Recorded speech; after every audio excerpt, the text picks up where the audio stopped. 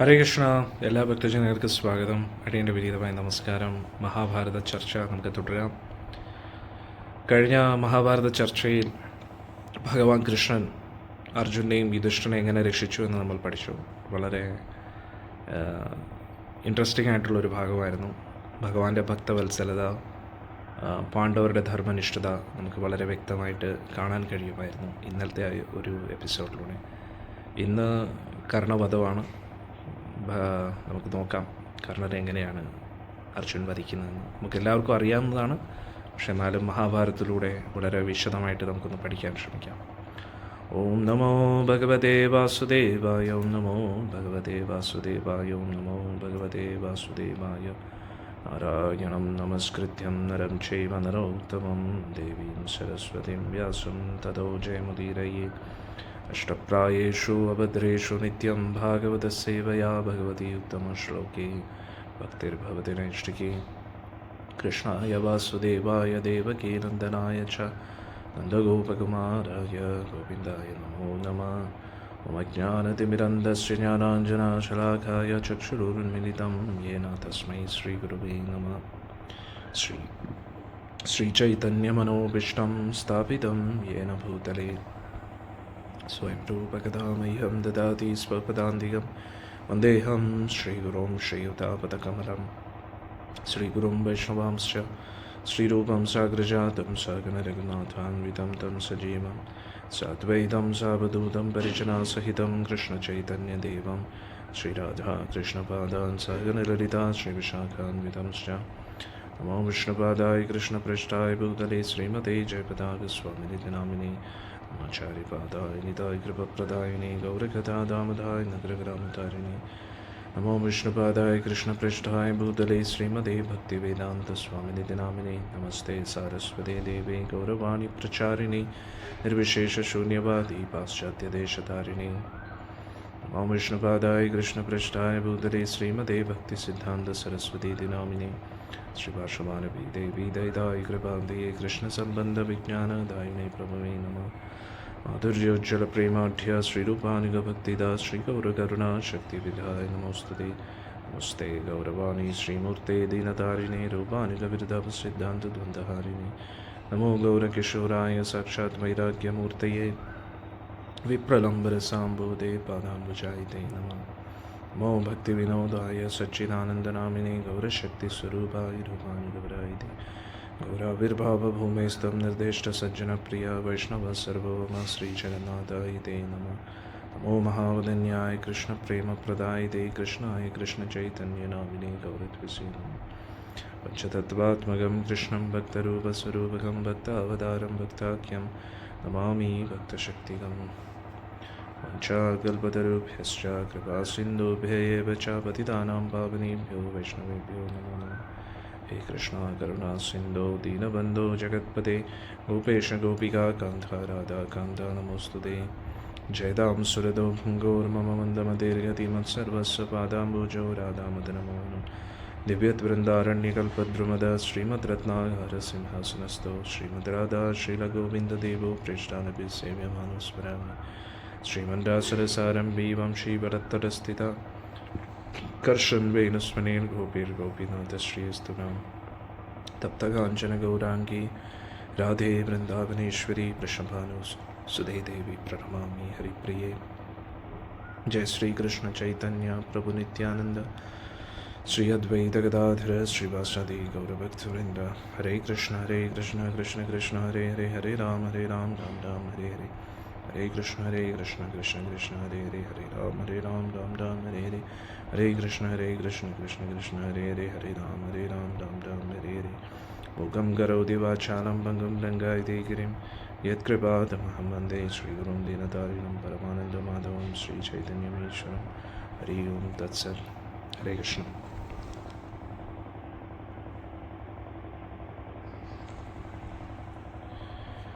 നമുക്കറിയാം, യുധിഷ്ഠിരൻ സുരക്ഷിതനാണോ എന്ന് ഉറപ്പുവരുത്താനായിട്ട് ഭഗവാൻ കൃഷ്ണൻ അർജുനെയും കൂട്ടി ശിബിരത്തിൽ വരികയാണ്. ആ സമയം കൊണ്ട് എന്താ നടന്നത് നമുക്ക് നോക്കാം. ആ സമയത്ത് ഭീമസേനൻ കൗരവരുമായിട്ട് വളരെ ശക്തമായിട്ട് യുദ്ധം ചെയ്തുകൊണ്ടിരിക്കുകയായിരുന്നു. സ്വന്തം സുരക്ഷിതത്വമൊന്നും നോക്കാതെ ഒറ്റയ്ക്ക് കൗരവ സൈന്യത്തിൻ്റെ മധ്യത്തിൽ ഭീമസേന യുദ്ധം ചെയ്തുകൊണ്ടിരിക്കുകയാണ്. എല്ലാ ദിശകളിലും വളരെ ശക്തമായിട്ട് അസ്ത്രങ്ങൾ എറിഞ്ഞുകൊണ്ടിരിക്കുന്നു. സാത്വികി, ശിഖണ്ഡി, ഉത്തമൗജൻ ഇവരെല്ലാവരും ഭീമനെ സഹായിക്കുകയായിരുന്നു. അങ്ങനെ വളരെ രൂക്ഷമായിട്ട് യുദ്ധം നടന്നുകൊണ്ടിരിക്കുകയാണ്. ദുശാസനൻ, ശകുനി, ഒരു കൂട്ടം കൗരവ യോദ്ധാക്കൾ ഭീമനെതിരെ ചാടി വരികയാണ്. അവരെല്ലാം ഒറ്റയ്ക്ക് ഭീമൻ തകർത്തുകൊണ്ടിരിക്കുകയാണ്. ആ സമയം കൊണ്ട് ഉത്തമൗജൻ ഭീമൻ്റെ അടുത്തേക്ക് എത്തി.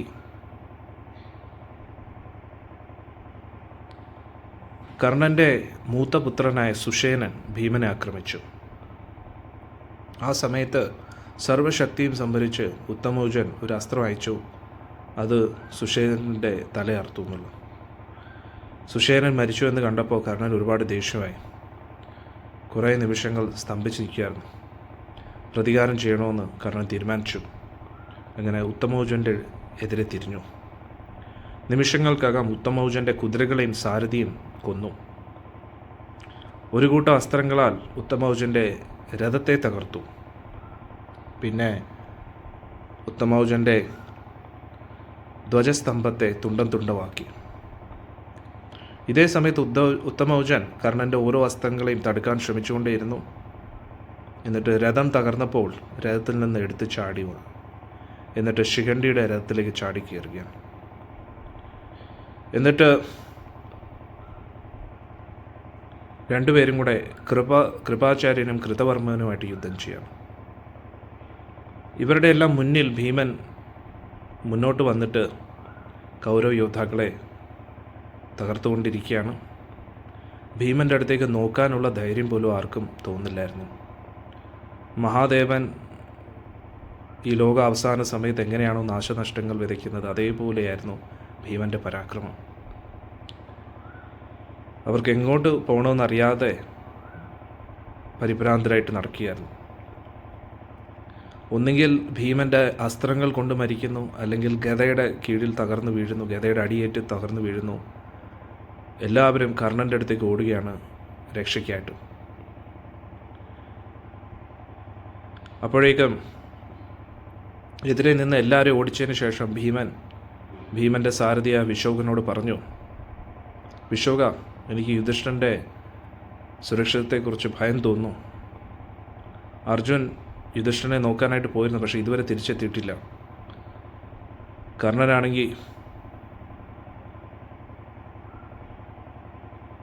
കർണനാണെങ്കിൽ വളരെ ഭയപ്പെടുത്തുന്ന ദിവ്യാസ്ത്രങ്ങൾ എറിഞ്ഞുകൊണ്ടിരിക്കുകയാണ്. നമ്മുടെ ചുറ്റും ഒരുപാട് കൗരവ യോദ്ധാക്കളുണ്ട്. അവരെല്ലാം നമ്മളെ കൊല്ലാൻ തയ്യാറായിട്ട് നിൽക്കുകയാണ്. ഇതെല്ലാം എൻ്റെ ഉള്ളിൽ ഒരുപാട് വിഷമങ്ങൾ സൃഷ്ടിക്കുന്നു. അർജുൻ എപ്പോഴായിരിക്കും വരുന്നത്? ഭീമനാണെങ്കിൽ ഒട്ടും സമയമില്ലായിരുന്നു. ഒന്നിൻ്റെ പുറകെ കൗരവ യോദ്ധാക്കൾ ഭീമനെ ആക്രമിച്ചുകൊണ്ടിരിക്കുകയായിരുന്നു. ആ സമയം കൊണ്ട് ദുശാസൻ്റെ മറ്റ് സഹോദരങ്ങളും വീണ്ടും ആക്രമിക്കാനായിട്ട് വന്നു. അതിനോടൊപ്പം ആയിരക്കണക്കിന് തേരാളികളുണ്ട്. എന്നിട്ട് ഭീമസേനൻ ചോദിച്ചു, വിശോക, ഞാൻ അസംഖ്യം അസ്ത്രങ്ങൾ എൻ്റെ ശത്രുക്കൾക്കെതിരെ എറിഞ്ഞു. ഇനി എത്ര അസ്ത്രങ്ങളാണ് അവശേഷിക്കുന്നത്? അതുകൊണ്ട് ഇനി അസ്ത്രങ്ങൾ കൊണ്ട് തന്നെ യുദ്ധം ചെയ്യണോ, അതോ ഗദ ഉപയോഗിച്ച് യുദ്ധം ചെയ്യണോ? വിശോകം പറഞ്ഞു, ഭീമസേന, ഇനി 60,000 അസ്ത്രം ബാക്കിയുണ്ട്. അതുകൂടാതെ 20,000 നല്ല മൂർച്ചയുള്ള അസ്ത്രങ്ങളും ബാക്കിയുണ്ട്. അതുകൊണ്ട് ഒട്ടും ചിന്തിക്കാതെ അസ്ത്രങ്ങൾ വെച്ച് തന്നെ യുദ്ധം ചെയ്യാം. ഉടൻ തന്നെ ഭീമസേനൻ വില്ലെടുത്തു. എന്നിട്ട് ഒരു 100 അസ്ത്രങ്ങൾ ദുശാസനും ശകുനിക്കും എതിരെ എറിഞ്ഞു. അവർ രണ്ടുപേരും രണ്ട് പക്ഷത്ത് നിന്നിട്ട് ഭീമനെതിരെ ആക്രമിച്ചുകൊണ്ടിരിക്കുകയാണ്. അതിൻ്റെ തൊട്ട് പുറയിലായിട്ട് ധൃതരാഷ്ട്രപുത്രന്മാരും ഉണ്ടായിരുന്നു. ആ സമയത്ത് വിശോകൻ പറഞ്ഞു, ഭീമസേന, നീ ആ ശബ്ദം കേൾക്കുന്നുണ്ടോ? ദേവദത്തം എന്ന് പറയുന്ന ആ ശംഖിൻ്റെ ശബ്ദം എല്ലാ ദിശകളിലും വ്യാപിക്കുന്നു. ദക്ഷിണ ദിശയിലേക്ക് നോക്കൂ. കൗരവരെല്ലാം ഓടിക്കൊണ്ടിരിക്കുകയാണ്. കാട്ടിൽ സിംഹത്തെ കണ്ടു കഴിഞ്ഞാൽ മൃഗങ്ങൾ എങ്ങനെയാണോ ഓടുന്നത് അതേപോലെ അതുകൂടാതെ അർജുൻ്റെ ആ കൊടിയടയാളം കണ്ടില്ലേ? തീർച്ചയായിട്ടും ദേവന്മാരെല്ലാവരും നമ്മളെ അനുഗ്രഹിച്ചു. ധനഞ്ജയൻ വീണ്ടും യുദ്ധത്തിൽ വന്നിരിക്കുകയായിരുന്നു. ഭീമൻ ഒരു നിമിഷം നോക്കിയിട്ട് ദക്ഷിണ ദിശയിലേക്ക് നോക്കുവാൻ. എന്നാലും തീർച്ചയായിട്ടും അത് അർജുൻ്റെ കൊടിയടയാളം തന്നെയാണ്. ഇത് കണ്ടപ്പോൾ ഭീമൻ ഒരുപാട് സമാധാനമായി. ഇത് വലിയൊരു സന്തോഷ വാർത്തയാണ് സാരഥി. ഞാൻ നിനക്ക് ഒരു 12 ഗ്രാമങ്ങൾ നൽകുന്നു, 20 രഥങ്ങൾ നൽകുന്നു, 100 സേവകരെയും ദാനമായിട്ട് നൽകുകയാണ്. ഇതിൻ്റെ അർത്ഥം തീർച്ചയായിട്ടും യുധിഷ്ഠിരൻ സുരക്ഷിതനാണ്. കാരണം അർജുൻ്റെ വിജയപ്രതീകമായിട്ടുള്ള ദേവദത്തം എന്ന് പറയുന്ന ആ ശംഖ് അർജുൻ ഊതിയിരിക്കുകയാണ്. ഇതിൻ്റെ അർത്ഥം കർണൻ ഇനി അധികം കാലം നിൽക്കാൻ പോകുന്നില്ല, കർണൻ ഇന്ന് തന്നെ തീരും എന്ന് ഭീമൻ പറഞ്ഞു. അങ്ങനെ പൂർവാധികം ശക്തിയോടുകൂടി, സന്തോഷത്തോടുകൂടി, ഉത്സാഹത്തോടുകൂടി ഭീമൻ യുദ്ധം ചെയ്യാൻ തുടങ്ങി. അപ്പോൾ അർജുൻ്റെ രഥം ശിബിരത്തിൽ നിന്നും ഇറങ്ങിയിരുന്നു, ചീറിപ്പാഞ്ഞ് യുദ്ധകളത്തിലേക്ക് എത്തുകയാണ്. യുദ്ധകളത്തിൽ എത്തിയപ്പോഴത്തേക്ക് അർജുൻ ചിന്തിക്കുകയാണ് എങ്ങനെ കർണനെ കൊല്ലാമെന്ന്. കാരണം ഇപ്പോഴത്തേക്കും ഉച്ചയായിരിക്കുകയാണ്. കർണനെ കൊല്ലണമെങ്കിൽ എന്തായാലും വലിയൊരു യുദ്ധം നടക്കണം. അതുകൊണ്ട് എത്രയും പെട്ടെന്ന് കർണനുമായിട്ട് യുദ്ധം തുടങ്ങണമെന്ന് വിചാരിച്ചു. വേറെ ഒരു കൗരവ യോദ്ധാക്കളുമായിട്ട് യുദ്ധം ചെയ്ത് സമയം കളയരുത് എന്ന് അർജുൻ ചിന്തിക്കുകയാണ്. പക്ഷെ അർജുൻ വിചാരിച്ചു ദുര്യോധൻ തീർച്ചയായിട്ടും പല തടസ്സങ്ങളും സൃഷ്ടിക്കാൻ ശ്രമിക്കും. അർജുന് പല പല യോദ്ധാക്കളും തമ്മിലുള്ള യുദ്ധത്തിൻ്റെ ശബ്ദം കേൾക്കാൻ പറ്റുന്നതാണ്. അവർ തമ്മിൽ അസ്ത്രങ്ങളുടെ കൂട്ടിമുട്ടലുകളും അതെല്ലാം കേൾക്കുകയായിരുന്നു. പിന്നെ അതുകൂടാതെ കർണൻ ഒരുപാട് നാശനഷ്ടങ്ങൾ ഉണ്ടാക്കുന്നു എന്നും അർജുന് മനസ്സിലായി. അർജുൻ്റെ ഈ മാനസികാവസ്ഥ മനസ്സിലാക്കി ഭഗവാൻ പറഞ്ഞു, പാർത്ഥ, നിന്നെപ്പോലെ ശക്തനും വീരനുമായിട്ട് വേറൊരു യോദ്ധാവില്ല. ദേവേന്ദ്രനെ പോലെ എത്രയോ ശക്തരായിട്ടുള്ള യോദ്ധാക്കൾ പോലും നിൻ്റെ മുമ്പിൽ പിടിച്ചിരിക്കാൻ കഴിയില്ല. നീയായിട്ട് ഏറ്റുമുട്ടിക്കഴിഞ്ഞാൽ ആർക്കാണ് പിടിച്ചിരിക്കാൻ കഴിയുക? അതുകൊണ്ട് തീർച്ചയായിട്ടും കർണനെ നമുക്ക് നിസ്സാരമായിട്ട് കാണാൻ കഴിയില്ല.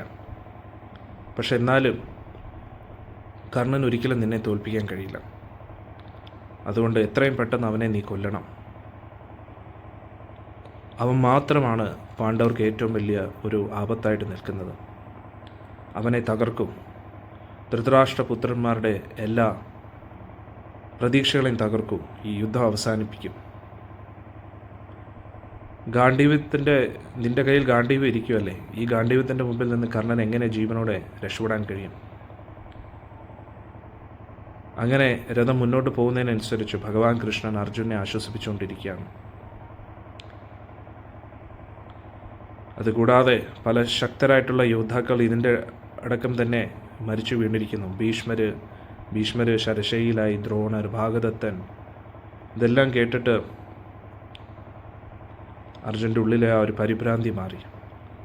അങ്ങനെ അർജുൻ ദേവദത്തം എന്ന് പറയുന്ന ശംഖ് വീണ്ടും എടുത്തൂതി.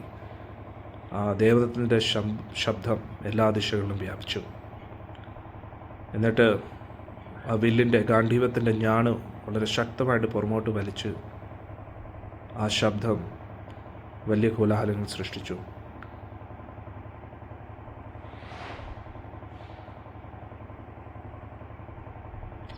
എന്നിട്ട് ചുറ്റുമുള്ള യോദ്ധാക്കൾ എല്ലാവരും സ്തംഭിച്ച് നിൽക്കുകയാണ് ആ ഗാണ്ഡീവത്തിൻ്റെ ശബ്ദം കേട്ടിട്ട്. ആ സമയത്ത് അർജുൻ ഭഗവാനോട് പറയുകയാണ്, എൻ്റെ ഏറ്റവും വലിയ ഉറപ്പ് ഗോവിന്ദ അവിടുത്തെ വാക്കുകൾ തന്നെയാണ്. അങ്ങ് എൻ്റെ കൂട്ടത്തിൽ വഴികാട്ടിയായിട്ടുള്ളപ്പോൾ ഞാൻ ഒരിക്കലും പിഴയ്ക്കത്തില്ല. ഞാൻ ഏത് കാര്യത്തിലും വിജയിക്കും. അങ്ങ് എൻ്റെ കൂട്ടത്തിലുള്ളപ്പോൾ ത്രിലോകങ്ങളിലുള്ള എല്ലാവരും എനിക്കെതിരെ തിരിഞ്ഞാലും എനിക്ക് അവരുമായിട്ടെല്ലാം യുദ്ധം ചെയ്യാൻ കഴിയും. അതും എത്ര കാലം വേണമെങ്കിലും എനിക്ക് അവരോട്ട് യുദ്ധം ചെയ്യാം. അതുകൊണ്ട് കർണൻ എനിക്കൊരു വിഷയമല്ല. തീർച്ചയായിട്ടും കർണനെ ഇന്ന് ഞാൻ വധിക്കും. ദുര്യോധൻ കർണനെയാണ് അവൻ്റെ സംരക്ഷണമായിട്ട് കാണുന്നത്. അവരുടെ എല്ലാ പ്രതീക്ഷകളെയും ഞാൻ തകർക്കും. പ്രത്യേകിച്ച് ഇതേ കർണനായിരുന്നു എൻ്റെ പാവം ദ്രൗപദി ഒരുപാട് അപമാനിച്ചത്. അതിൻ്റെ എല്ലാം ഫലം അവൻ ഇനി അനുഭവിക്കാൻ പോവുകയാണ്. അർജുൻ വീണ്ടും ചൂതുകളിൽ നടന്ന ആ സംഭവങ്ങളൊക്കെ ഓർക്കുകയാണ്. അഭിമന്യുവിൻ്റെ മരണത്തെ ഓർക്കുകയാണ്. അത് ഓർത്ത ഉടൻ തന്നെ അർജുൻ്റെ ദേഷ്യം വർദ്ധിക്കാൻ തുടങ്ങി. എങ്ങനെയാണോ കത്തിക്കൊണ്ടിരിക്കുന്ന തീയിൽ എണ്ണ ഒഴിക്കുമ്പോൾ തീ ആളിക്കത്തുന്ന അതേപോലെ. അപ്പോഴേക്കും അർജുൻ ഭീമനെ കണ്ടു. ഭീമനെ ചുറ്റും വലഞ്ഞിരിക്കുകയാണ് കൗരവ യോദ്ധാക്കൾ. പക്ഷേ ഭീമൻ വളരെ ശക്തമായിട്ട് യുദ്ധം ചെയ്യുന്നതായിട്ടും കണ്ടു. ഭീമൻ്റെ ആ പരാക്രമം കണ്ട് ഭയപ്പെട്ട് നിൽക്കുന്ന കൗരവ യോദ്ധാക്കളെയാണ് അർജുൻ കണ്ടത്.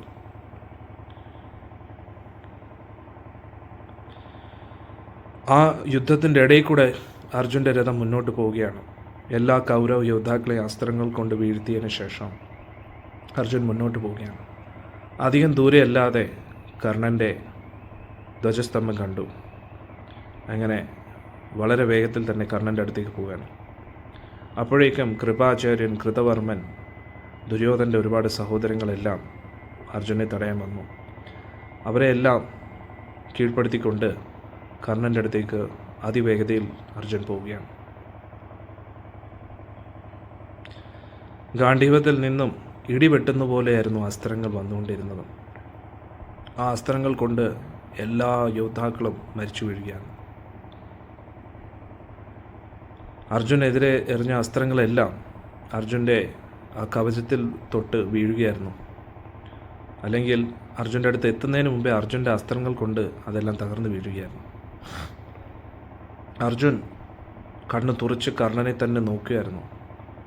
അതിവേഗതയിൽ കർണൻ്റെ അടുത്ത് എത്താനായിട്ട് ശ്രമിച്ചുകൊണ്ടിരിക്കുകയാണ്. എതിരെ വരുന്ന എല്ലാ യോദ്ധാക്കളെയും തകർത്തുകൊണ്ടിരിക്കുകയാണ്. അർജുൻ അസംഖ്യം ആനപ്പടയാളികളെയും ആനയോദ്ധാക്കളെ എല്ലാവരും കൊന്നു. അവരെല്ലാം ദുര്യോധന അയച്ചതായിരുന്നു അർജുനെ തടയാനായിട്ട്. ഒരുപാട് തേരാളികളെയും കൊന്നു. ആയിരക്കണക്കിന് അസ്ത്രങ്ങൾ അയച്ച് അവരെല്ലാം തകർത്തു. ഒരു മദം പൊട്ടിയ ആനയെപ്പോലെ, മദം പൊട്ടിയ ആന എങ്ങനെയാണോ ഈ കുളത്തിലുള്ള താമരകളെയൊക്കെ ചന്നം ഭിന്നം ആക്കുന്ന അതേപോലെ ഈ യോദ്ധാക്കളെയെല്ലാം അർജുൻ തകർത്തുകൊണ്ടിരിക്കുകയാണ്. ഏകദേശം സൈന്യവ്യൂഹത്തിൻ്റെ 4 വിഭാഗങ്ങളെയാണ് അർജുൻ തകർത്തത്. ആ ഓരോ വിഭാഗത്തിലും 10,000 യോദ്ധാക്കളായിരുന്നു. അന്നേരം 40,000 യോദ്ധാക്കളെയാണ് അർജുൻ നിമിഷങ്ങൾക്കകം തകർത്തത്. എന്നിട്ട് കർണൻ്റെ അടുത്തേക്ക് എത്തി. എന്നിട്ട് പറഞ്ഞു, കേശവ, കർണൻ അധികം ദൂരെയല്ലെന്ന് എനിക്ക് തോന്നുന്നു. ദുര്യോധൻ സ്വയമാണ് കർണനെ സംരക്ഷിക്കുന്നത്. അതുകൂടാതെ ഒരു കൂട്ടം മഹാരഥന്മാരും. നേരെ എൻ്റെ രഥം കർണൻ്റെ അടുത്തേക്ക് എത്തിക്കും ഭഗവാനെ എന്ന് പറഞ്ഞു. അവനെ കൊല്ലാതെ ഞാൻ ഇന്ന് തിരിച്ചു പോകുന്നില്ല. എത്രയും പെട്ടെന്ന് കർണൻ്റെ അടുത്തേക്ക് എത്തിക്കുമെന്ന് പറഞ്ഞു. ഇങ്ങനെ ഭഗവാൻ കൃഷ്ണൻ രഥത്തെ അതിവേഗതയിൽ കർണൻ്റെ അടുത്തേക്ക് പൊയ്ക്കൊണ്ടിരിക്കുകയാണ്. അങ്ങനെ ഭഗവാൻ കൃഷ്ണനും അർജുനും വരുന്നത് കണ്ടിട്ട് ശല്യം പറഞ്ഞു, ദാ വരുന്നു പാണ്ഡുപുത്രൻ അർജുൻ, ശക്തനായിട്ടുള്ള പാണ്ഡുപുത്രൻ. നാഗങ്ങളെപ്പോലെ അസ്ത്രങ്ങൾ ചീറിപ്പാഞ്ഞു വരുന്ന കണ്ടില്ലേ ഗാണ്ഡീവത്തിൽ നിന്നും. അത് കൊള്ളുന്നത് ഇടിവെട്ടുന്ന പോലെയാണ് ഓരോ ആൾക്കാരുടെ ദേഹത്തും അത് കൊള്ളുന്നത്. ഇത് കണ്ടിട്ട് എനിക്ക് തോന്നുന്നു അവർ നേരെ നീയായിട്ട് നേരിടാൻ വേണ്ടി തന്നെയാണ് വരുന്നത്. എത്രയും പെട്ടെന്ന് അവനെ കൊല്ലൂ, നിനക്കതിനുള്ള ശക്തി ഉണ്ടെങ്കിൽ. നീ യുധിഷ്ഠിരനെ ഒരുപാട് വേദനിപ്പിച്ചു.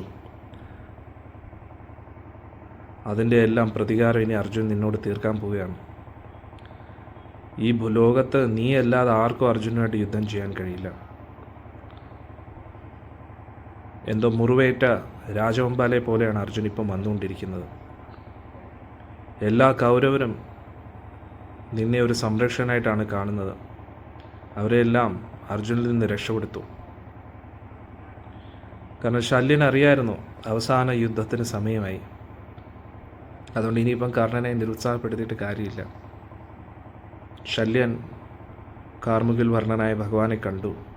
അതിവിദഗ്ധമായിട്ട് രഥം ഓട്ടിക്കുന്ന ശ്രീകൃഷ്ണ ഭഗവാനെ കണ്ടു.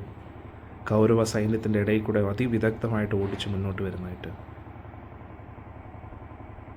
തൊട്ട് പുറകിലായിട്ട് ഏകദേശം അതേ നിറത്തിലുള്ള, അർജുൻ്റെ നിറവും കറുത്ത നിറമാണ്. അന്നേരം അർജുൻ്റെ അടുത്ത ശക്തനായിട്ടുള്ള അർജുനെയും അതേ ഭഗവാന്റെ അതേ നിറമായിട്ട് സാമ്യം തോന്നിപ്പിക്കുന്ന അർജുനെയും കണ്ടു. ഇത് കണ്ടിട്ട് കർണൻ ഒരുപാട് സന്തോഷമായി. എന്നിട്ട് പറഞ്ഞു, എനിക്ക് തോന്നുന്നു നിനക്ക് ഇപ്പോൾ അർജുനോട് ഭയമൊന്നുമില്ല. ഇപ്പോൾ നീ എന്നെ നിരുത്സാഹപ്പെടുത്തുന്ന രീതിയിൽ ഒന്നും പറയുന്നില്ലല്ലോ. ഇന്ന് എൻ്റെ ഗുരുഭൂതന്മാർ എന്നേക്ക് പഠിപ്പിച്ചു തന്ന എല്ലാ ആയോധന കലകളും ഞാൻ പ്രദർശിപ്പിക്കാൻ പോവുകയാണ്. ഈ 2 യോദ്ധാക്കളെയും ഞാനിപ്പോൾ കൊല്ലാൻ പോവുകയാണ്. പാണ്ഡവ സൈനികരെ മുഴുവൻ ഞാൻ കൊല്ലാൻ പോവുകയാണ്. അതിൽ ഞാൻ തോറ്റാലും, കാരണം യുദ്ധത്തിൽ ജയം പരാജയം നമ്മുടെ കയ്യിലല്ല, പക്ഷേ എൻ്റെ യശസ് എന്നും നിലനിൽക്കും. കർണൻ അലറിക്കൊണ്ട് ദുര്യോധനൻ്റെ അടുത്ത് പറഞ്ഞു, ദുര്യോധന, ഞാനിനി ധനഞ്ജയനുമായിട്ട് യുദ്ധം ചെയ്യാൻ പോകുകയാണ്. അർജുനെ ചുറ്റും വലഞ്ഞു നിൽക്കും. അവ ഇപ്രാവശ്യം രക്ഷപ്പെടാൻ പാടില്ല. ചുറ്റും പല പല ശക്തരായിട്ടുള്ള യോദ്ധാക്കളെ കൊണ്ട് അർജുനെതിരെ അസ്ത്രങ്ങൾ അയക്കും. എനിക്കിനി വലിയൊരു സാഹസികത പ്രദർശിപ്പിക്കേണ്ടതായിട്ടുണ്ട്. എനിക്ക് എല്ലാ തരത്തിലുള്ള സഹായവും നിന്നിൽ നിന്ന് വേണ്ടി വരും. ദുര്യോധനൻ ഉടൻ തന്നെ കൃപൻ, അശ്വത്ഥാമ, ദുശാസനൻ, ബാക്കിയുള്ള സഹോദരങ്ങളോടെല്ലാം കർണനെ സഹായിക്കാൻ പറഞ്ഞു. അവരെല്ലാം ഒരു കൂട്ടത്തോടെ ആയിരക്കണക്കിന് ആന പടയാളികളുമായിട്ട്, തേരാളികളുമായിട്ട്, കുതിരപ്പടയാളികളുമായിട്ട് അർജുനെ വലഞ്ഞു എന്നുള്ളതാണ്.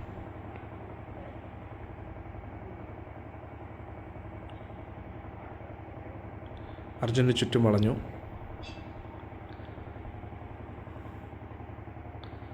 അർജുൻ അസംഖ്യം അസ്ത്രങ്ങൾ കൊണ്ട് അവരെല്ലാം നേരിട്ടു. അപ്പോഴേക്കും ഭീമൻ്റെ ശംഖൂതി കൈകളൊക്കെ അടിച്ച് സന്തോഷത്തോടുകൂടി അർജുൻ്റെ അടുത്തേക്ക് എത്തി. എന്നിട്ട് ദുര്യോധനൻ്റെ സഹോദരങ്ങളെ ഒരു കൂട്ടം അസ്ത്രങ്ങളാൽ ഉന്നം വയ്ക്കാൻ തുടങ്ങി. ഇനി വെറും 20 സഹോദരങ്ങൾ മാത്രമേ ബാക്കിയുള്ളൂ. അവരെല്ലാവരും ഭീമനെ ആക്രമിച്ചു, അവരുടെ പരിപൂർണമായിട്ടുള്ള ശക്തി ഉപയോഗിച്ചിട്ട്. അവർക്കെല്ലാം അവരുടെ സഹോദരങ്ങളുടെ മരണത്തിനുള്ള പ്രതികാരം തീർക്കണമെന്നുണ്ടായിരുന്നു. അതേസമയത്ത് ദുശാസനും അലറിക്കൊണ്ട് ദേഷ്യത്തോടു കൂടി യുദ്ധം ചെയ്യുമെന്ന്. ദുശാസനൻ ഭീമനെ ഒരു 12 അസ്ത്രങ്ങൾ കൊണ്ട് മുറിവേൽപ്പിച്ചു. ആ അസ്ത്രം കൊണ്ട് ഭീമൻ നന്നായിട്ട് ബുദ്ധിമുട്ടി. ഒരു നിമിഷം കയ്യിൽ നിന്ന് വില്ല് വരെ വീണു. ഈ ഒരു അവസരം കണ്ടിട്ട് ദുശാസനൻ ഒരു പ്രത്യേകതരം വളരെ ശക്തമായിട്ടുള്ള അസ്ത്രം, ഇടിവെട്ടുന്ന പോലെ ഒരു ശക്തമായിട്ടുള്ള ഒരു അസ്ത്രം എടുത്ത് ഭീമൻ്റെ നെഞ്ചത്ത് ആഴത്തിൽ തുളച്ചു എന്നുള്ളതാണ്. അതോടുകൂടി ഭീമൻ സ്തംഭിച്ചു. ഭീമൻ മുട്ടുകുത്തിയിരുന്നു. എന്നിട്ട് അവിടെ ധ്വജസ്തംഭത്തിൽ ഇങ്ങനെ പിടിച്ച് ഇരിക്കുമായിരുന്നു. ഇത് കണ്ടിട്ട് ദുശാസനൻ സന്തോഷത്തോടുകൂടി തുള്ളിച്ചാടി. ദുശാസൻ്റെ സഹോദരങ്ങളും തുള്ളിച്ചാടി സന്തോഷം കൊണ്ട്. എന്നിട്ട് തുടർച്ചയായിട്ട് അസ്ത്രങ്ങൾ അയച്ചു. അവർ വിചാരിച്ചു ഭീമൻ മരിച്ചു എന്ന്. പക്ഷെ നിമിഷങ്ങൾക്കകം ഭീമൻ വീണ്ടും എഴുന്നേറ്റു. എന്നിട്ട് ഒരു കുന്തം എടുത്ത് ദുശാസനെ എതിരെ എറിയുകയാണ്. പക്ഷെ ദുശാസന അത് തുണ്ടം ആക്കി. എന്നിട്ട് വീണ്ടും ഒരു നല്ല മൂർച്ചയുള്ള അസ്ത്രം കൊണ്ട് ഭീമനെ ആഴത്തിൽ മുറിവേൽപ്പിക്കുകയാണ്. ഇതെല്ലാം സഹിച്ചിട്ട് ഭീമൻ ഭയങ്കര ദേഷ്യത്തിലിരിക്കുകയാണ്. എന്നിട്ട് പറഞ്ഞു, നീച്ച, നിന്നെക്കൊണ്ട് പറ്റുന്ന രീതിയിൽ എന്നെ മുറിവേൽപ്പിക്കും. നീ എന്നെ നന്നായി മുറിവേൽപ്പിച്ചിട്ടുണ്ട്. പക്ഷേ നീ അധികം നേരം ഇനി ജീവനോടെ കാണത്തില്ല. ഞാൻ നിൻ്റെ രക്തം കുടിക്കും. എൻ്റെ ഗദയുടെ ശക്തി എന്താണെന്ന് നീ ഇനി കാണാൻ പോവുക എന്നത്. അങ്ങനെ ഭീമൻ്റെ രഥം ദുശാസൻ്റെ അടുത്തേക്ക് നീങ്ങുകയാണ്.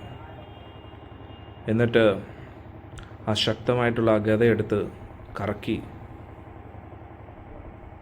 മുന്നോട്ട് വരികയാണ് ഭീമൻ. ഉടൻ തന്നെ ദുശാസനൻ വളരെ ശക്തമായിട്ടുള്ള ഒരു കുന്തമെടുത്ത് ഭീമനെതിരെ എറിയുകയാണ്. ഭീമൻ ഗദ ഉപയോഗിച്ച് അതിനെ തുണ്ടും തുണ്ടുമാക്കുകയാണ്. നിമിഷങ്ങൾക്കകം ഭീമസേനൻ ദുശാസൻ്റെ അടുത്തെത്തി വളരെ ശക്തമായിട്ട് പുറമോട്ട് പിടിച്ചിട്ട് ഒറ്റയടി നെറ്റിക്ക് തന്നെ കൊടുത്തു എന്നുള്ളത്.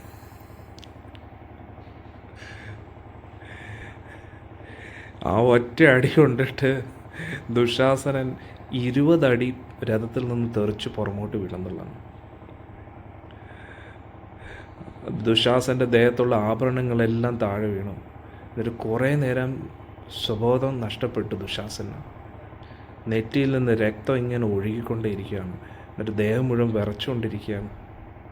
അപ്പോഴേക്കും ഭീമസേനൻ ചൂതുകളിയിൽ എടുത്ത പ്രതിജ്ഞ ഓർമ്മ വന്നു. ഭീമൻ രഥത്തിൽ നിന്ന് ചാടി എന്നിട്ട് ദുശാസൻ്റെ അടുത്തേക്ക് നീങ്ങുകയാണ്. ദുശാസൻ എങ്ങനെയൊക്കെയോ എഴുന്നേറ്റ് നിൽക്കാൻ കഷ്ടപ്പെട്ടുകൊണ്ടിരിക്കുകയാണ്. ഭീമൻ വീണ്ടും ഒരടി അടിച്ചു. ഗദ വെച്ചിട്ട് ആഞ്ഞൊരടി ദുശാസനൻ തെറിച്ചു പോയെന്നുള്ളതാണ്. ഈ അടിയും കൂടെ കിട്ടിയപ്പോഴത്തേക്ക് ശ്വാസം എടുക്കാൻ ദുശാസൻ വളരെയധികം ബുദ്ധിമുട്ടിക്കൊണ്ടിരിക്കുകയാണ്. എന്നിട്ട് ഭീമൻ ദുശാസൻ്റെ നെഞ്ചത്ത് നിന്നു. എന്നിട്ട് വാളെടുത്തു. എന്നിട്ട് പകുതി ബോധത്തിലിരിക്കുന്ന ദുശാസനെ നോക്കി. എന്നിട്ട് ഭീമൻ ദുശാസൻ ചെയ്ത ഓരോ ദുഷ്പ്രവൃത്തികളെയും ഓർത്തു. പ്രത്യേകിച്ച് ദ്രൗപദി ദേവിയെ ഏത് രീതിയിലാണ് അപമാനിച്ചത് അതൊക്കെ ഓർത്തു. പാണ്ഡവരെ വേദനിപ്പിച്ചതെല്ലാം ഓർത്തു. എന്നിട്ട് ഭീമൻ ആ ദുശാസൻ്റെ ശരീരത്തെ അവൻ്റെ കൈ പിടിച്ച് വലിച്ചഴച്ച് കൊണ്ടുപോവുകയാണ് ആ യുദ്ധകളത്തിൽ. ദുശാസൻ എങ്ങനെയൊക്കെയോ രക്ഷപ്പെടാൻ നോക്കി, കാലിട്ടടിച്ചടിച്ച്. പക്ഷേ ഭീമൻ ദുശാസൻ്റെ കൈ പിടിച്ച് തിരിച്ചു. അപ്പോൾ അലറിക്കൊണ്ട് വേദന കൊണ്ട് പൊളഞ്ഞുകൊണ്ടിരിക്കുകയാണ്, വേദന കൊണ്ട് അലറിക്കൊണ്ടിരിക്കുകയാണ്. പക്ഷെ കൈ പിടിച്ച് തിരിച്ചോടിച്ചു. എന്നിട്ട് ഭീമസേനൻ നിമിഷങ്ങൾക്കകം ആ വാള് വീശി അവൻ്റെ കൈ അറക്കുകയാണ്. അവൻ്റെ അലർച്ച ആ യുദ്ധക്കളത്തിൽ മുഴുവൻ വ്യാപിച്ചു. എന്നിട്ട് ഭീമസേനൻ പറഞ്ഞു, ഇതാണ് ദ്രൗപദിയുടെ കേശത്തെ അശുദ്ധമാക്കിയ ഈ കൈകൾ, നോക്കൂ എന്ന് പറഞ്ഞിട്ട് ഒറ്റയേറി. എന്നിട്ട് നിങ്ങളെല്ലാവരും നോക്കൂ ഞാൻ ഇവൻ്റെ രക്തം എങ്ങനെ കുടിക്കുന്നതെന്ന് പറഞ്ഞിട്ട്. ദുശാസനൻ വേദന കൊണ്ട് പൊളഞ്ഞുകൊണ്ടിരിക്കുകയാണ്. അവൻ്റെ തോളത്ത് നിന്ന് രക്തം ഇങ്ങനെ ഒഴുകിക്കൊണ്ടേയിരിക്കുകയാണ്.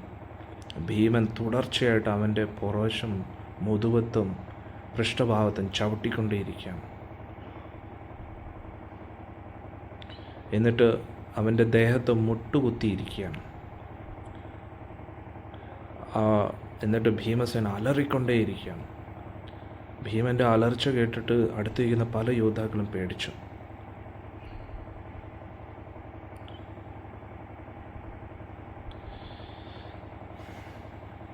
എന്നിട്ട് 2 കൈയും വെച്ച് വാള് വീണ്ടും എടുക്കുകയാണ്. 2 കൈയും വാളിൽ പിടിക്കുകയാണ്.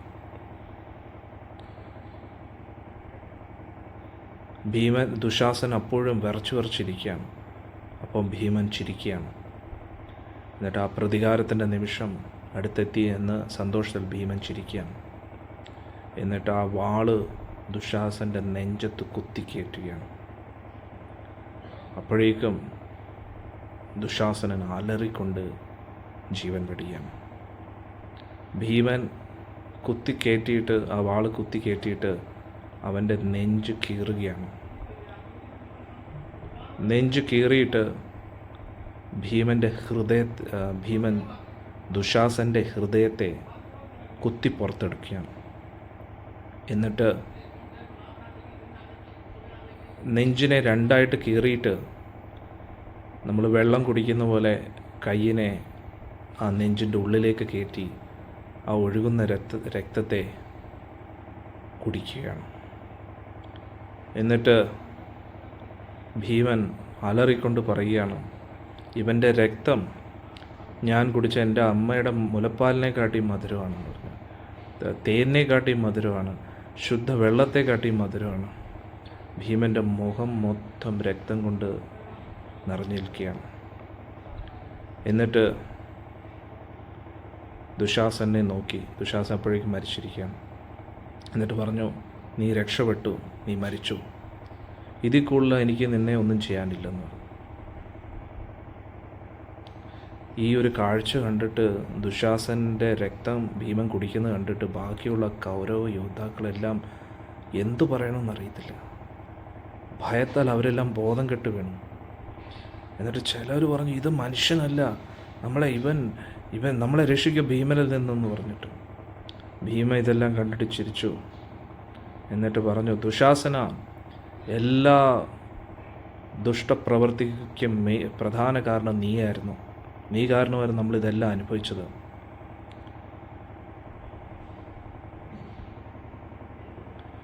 എന്നിട്ട് നീ പറഞ്ഞ അപമാന വാക്കുകളൊക്കെ ഇപ്പോൾ എവിടെ പോയി? എന്നിട്ട് കൃഷ്ണാർജുനന്മാരെ നോക്കിയിട്ട് ഭീം പറഞ്ഞു, ഞാൻ എൻ്റെ പ്രതിജ്ഞ പൂർത്തീകരിച്ചു. ഞാൻ ദുശാസനെ കൊന്നു, ദുശാസൻ്റെ രക്തം കുടിച്ചു, ദ്രൗപദിയുടെ പ്രതികാരം തീർന്നു. ഇനി അടുത്തൊരു പ്രതിജ്ഞ ഞാൻ എടുത്തിട്ടുണ്ട്, ദുര്യോധനെ നശിപ്പിക്കുമെന്ന്, ദുര്യോധൻ്റെ തൊട അടിച്ചു പൊട്ടിക്കുമെന്ന്. അതും കൂടെ പൂർത്തീകരിച്ചിട്ട് എനിക്ക് സമാധാനം കിട്ടും. ഇനി ദുശാസൻ്റെ സഹോദരങ്ങളായ 10 പേര് മാത്രമേ ബാക്കിയുണ്ടായിരുന്നു. അവരിത് കണ്ടിട്ട് ആകെ സ്തംഭിച്ചു പോയി. അവർ ഭീമനെ എങ്ങനെയെങ്കിലും കൊല്ലണമെന്ന് പറഞ്ഞ് ഭീമൻ്റെ അടുത്തേക്ക് ഓടി വന്നു. ഭീമൻ അപ്പോഴേക്കും രഥത്തിൽ ചാടിക്കയറി ചിരിച്ചുകൊണ്ട് അവരുമായിട്ട് യുദ്ധം ചെയ്തുകൊണ്ടിരിക്കുകയാണ്. ഭീമനെ എല്ലാ ദിശയിൽ നിന്നും അസ്ത്രങ്ങളെ കൊണ്ട് മൂടി. നിമിഷങ്ങൾക്കകം ഭീമൻ നല്ല മൂർച്ചയുള്ള അസ്ത്രങ്ങൾ എല്ലാ ദിശകളിലും എറിയാൻ തുടങ്ങി. ഓരോരോ കുമാരന്മാരുടെയും തലയറക്കാൻ തുടങ്ങി. ഇതെല്ലാം കണ്ടിട്ട് കർണൻ വാപൊളിച്ച് നിൽക്കുകയായിരുന്നു. കാരണം ഭീമൻ അത്രയ്ക്ക് ഭയാനകമായിട്ടായിരുന്നു യുദ്ധം ചെയ്തുകൊണ്ടിരിക്കുന്നത്. കർണൻ്റെ ആയുധങ്ങളെല്ലാം കയ്യിൽ നിന്ന് വീഴുകയായിരുന്നു. ഭീമനെ നോക്കാൻ തന്നെ കർണന് ഭയമായി. ഭീമൻ്റെ ദേഹം മുഴുവൻ രക്തത്തിൽ കുളിച്ച് നിൽക്കുന്നു. ഭീമനെ കണ്ടു കഴിഞ്ഞാൽ ഒരു രാക്ഷസൻ നിൽക്കുന്ന പോലെ തോന്നി. കർണന് തോന്നി എന്തോ ഒരു പ്രേതം അവൻ്റെ ഉള്ളിൽ കയറി, ഒരു രാക്ഷസൻ ഭീമൻ്റെ ഉള്ളിൽ ബാധ കയറിയതാണോ എന്ന് തോന്നി. കർണൻ്റെ ഈ ഭയപ്പെട്ട മുഖഭാവം കണ്ടിട്ട് ശല്യം പറഞ്ഞു, കർണ, നീ ഭയപ്പെടേണ്ട, ഇത് യുദ്ധമാണ്. അതുകൊണ്ട് മരണം, നാശനഷ്ടങ്ങൾ ഇത് സ്വാഭാവികമാണ്. നീ ഭയപ്പെടേണ്ട ആവശ്യമില്ല. ദുര്യോധൻ ദുശാസൻ്റെ മരണത്തിൽ ദുഃഖിച്ചിരിക്കുകയാണ്. മറ്റു സഹോദരങ്ങളുടെ മരണത്തിലും ദുഃഖിച്ചിരിക്കുകയാണ്. ബാക്കിയുള്ള കൗരവന്മാരെല്ലാവരും ഓടിക്കൊണ്ടിരിക്കുകയാണ്. അതുകൊണ്ട് ദുര്യോധൻ നിനക്കാണ് ഉത്തരവാദിത്തം നൽകിയിരിക്കുന്നത്. അതുകൊണ്ട് നിൻ്റെ ഉത്തരവാദിത്തത്തിൽ നിനക്ക് ഒളിച്ചോടാൻ കഴിയില്ല. നിൻ്റെ സർവശക്തിയും ആർജിച്ച് നീ യുദ്ധം ചെയ്യേണ്ടതാണ്. ശല്യൻ്റെ ഈ വാക്കുകൾ കേട്ടപ്പോൾ കർണൻ എങ്ങനെയൊക്കെയോ സ്വഭാവം തിരിച്ചു കിട്ടി. എന്നിട്ട് എല്ലാവിധ ആ പരിഭ്രാന്തിയിൽ നിന്ന് പുറത്തു വന്നു. എന്നിട്ട് കർണൻ ചിന്തിച്ചു, ശരിയാണ്, ഇനി എന്തായാലും യുദ്ധം അവസാനിപ്പിച്ചേ പറ്റൂ. അർജുൻ അധികം ദൂരമല്ല, അതുകൊണ്ട് ഇനി പരിഭ്രാന്തിയിലിരിക്കേണ്ട സമയമല്ല. അപ്പോഴേക്കും കർണൻ്റെ മകൻ വൃഷസേനൻ അച്ഛൻ്റെ അവസ്ഥ കണ്ടിട്ട് ശംഖൂതി അർജുനെതിരെ തിരിയുകയാണ്. ഭഗവാൻ കൃഷ്ണനെ അർജുനെ അസ്ത്രങ്ങൾ കൊണ്ട് മൂടി. അതേ സമയത്ത് നകുലിനെയും കീഴ്പ്പെടുത്താൻ ശ്രമിച്ചു, അർജുനെ സഹായിക്കാൻ എത്തിയ. നകുലിൻ്റെ രഥത്തെയും തകർത്തു. ഭീമൻ അപ്പോഴേക്കും ദേഷ്യം കൊണ്ട് വിറച്ചിട്ട് അർജുനോട് പറയുകയാണ്, ഞാൻ ഇവനെ ഇപ്പം തന്നെ തകർക്കുകയാണ്, അതോ ഞാൻ ഇവനെ ഇപ്പം തന്നെ കൊല്ലാമായിരുന്നു, പക്ഷേ നിനക്ക് വേണ്ടി ഞാൻ അവനെ വെറുതെ വിട്ടിരിക്കുകയാണ്, അതുകൊണ്ട് നീ എത്രയും പെട്ടെന്ന് ഇവനെ മാറ്റാൻ പറഞ്ഞു. അങ്ങനെ കർണൻ നോക്കി നിൽക്കെ അർജുൻ വൃഷസേനെ ആക്രമിച്ചു. നിമിഷങ്ങൾക്കകം സർപ്പങ്ങൾ ചീറ്റി വരുന്നത് പോലെ ഒരു കൂട്ടം അസ്ത്രങ്ങൾ വൃഷസേനെതിരെ വീണു. അതിലെ 4 അസ്ത്രങ്ങൾ വൃഷസേൻ്റെ കുതിരകളെ കൊന്നു, അടുത്ത അസ്ത്രങ്ങൾ ആ സാരഥിയെ കൊന്നു.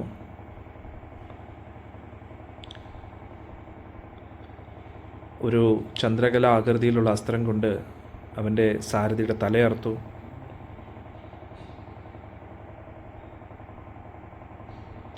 അങ്ങനെ അതുകൂടാതെ അടുത്തൊരു അസ്ത്രം അയച്ച് വൃഷസേനെ കൊല്ലുകയാണ്, വൃഷസേൻ്റെ തലയിറക്കുകയാണ്.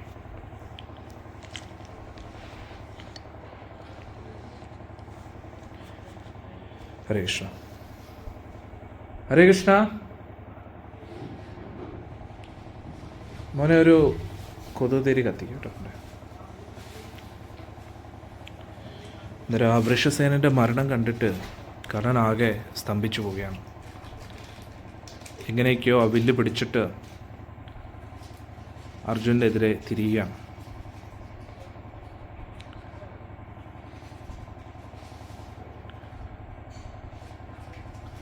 അങ്ങനെ അവർ രണ്ടുപേരും ഏറ്റുമുട്ടാൻ ആരംഭിച്ചു. ചിലവർ അർജുനെ സ്തുതിക്കുകയായിരുന്നു. ഒറ്റയൊരെണ്ണം മതിയോ?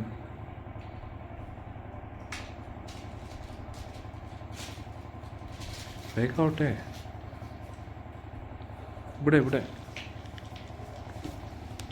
ചിലവർ അർജുനെ സ്തുതിക്കുകയായിരുന്നു, ചിലവരാണെങ്കിൽ കർണനെ സ്തുതിക്കുക.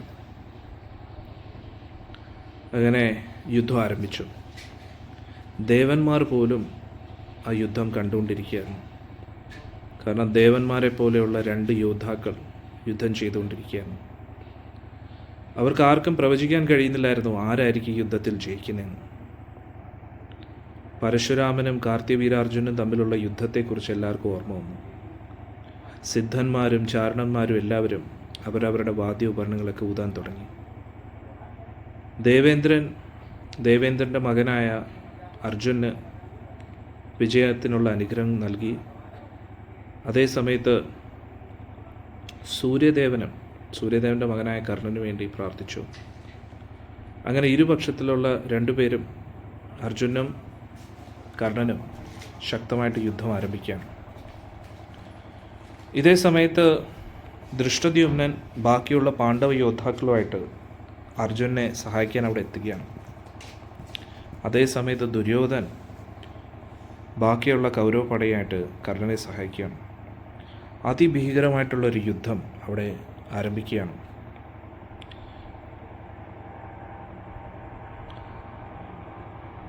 രണ്ടുപേരും വട്ടത്തിൽ കറങ്ങി യുദ്ധം ആരംഭിച്ചു.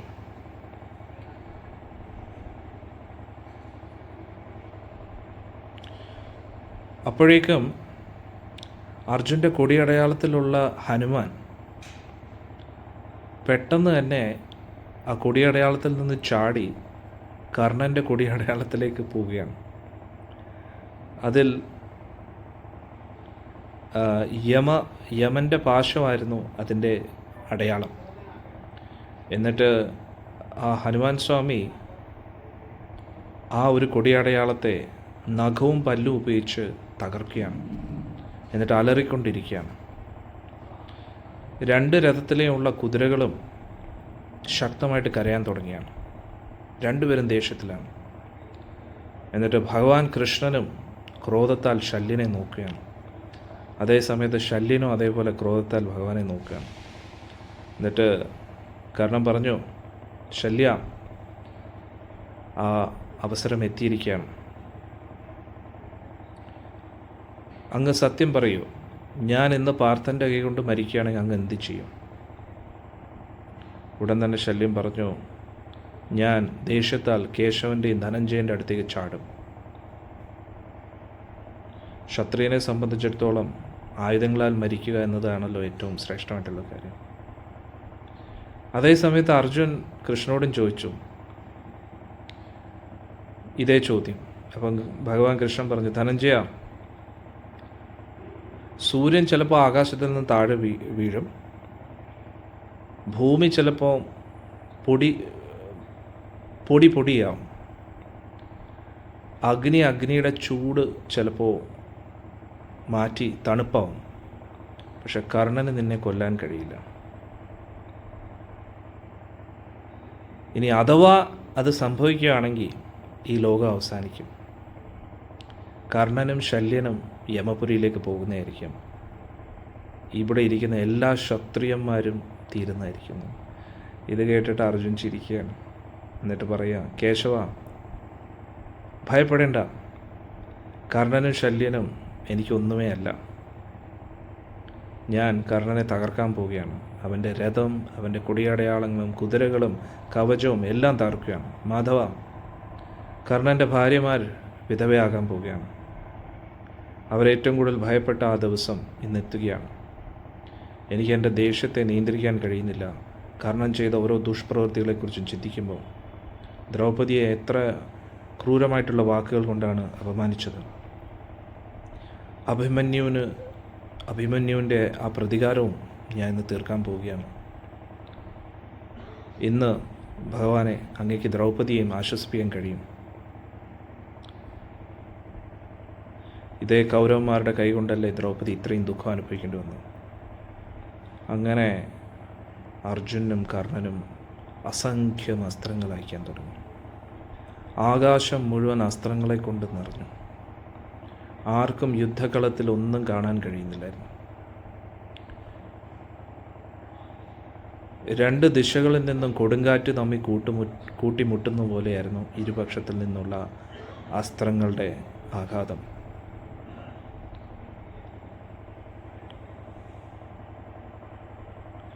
രണ്ടുപേരുടെയും വില്ല് എപ്പോഴും വളഞ്ഞു തന്നെ നിൽക്കുകയായിരുന്നു.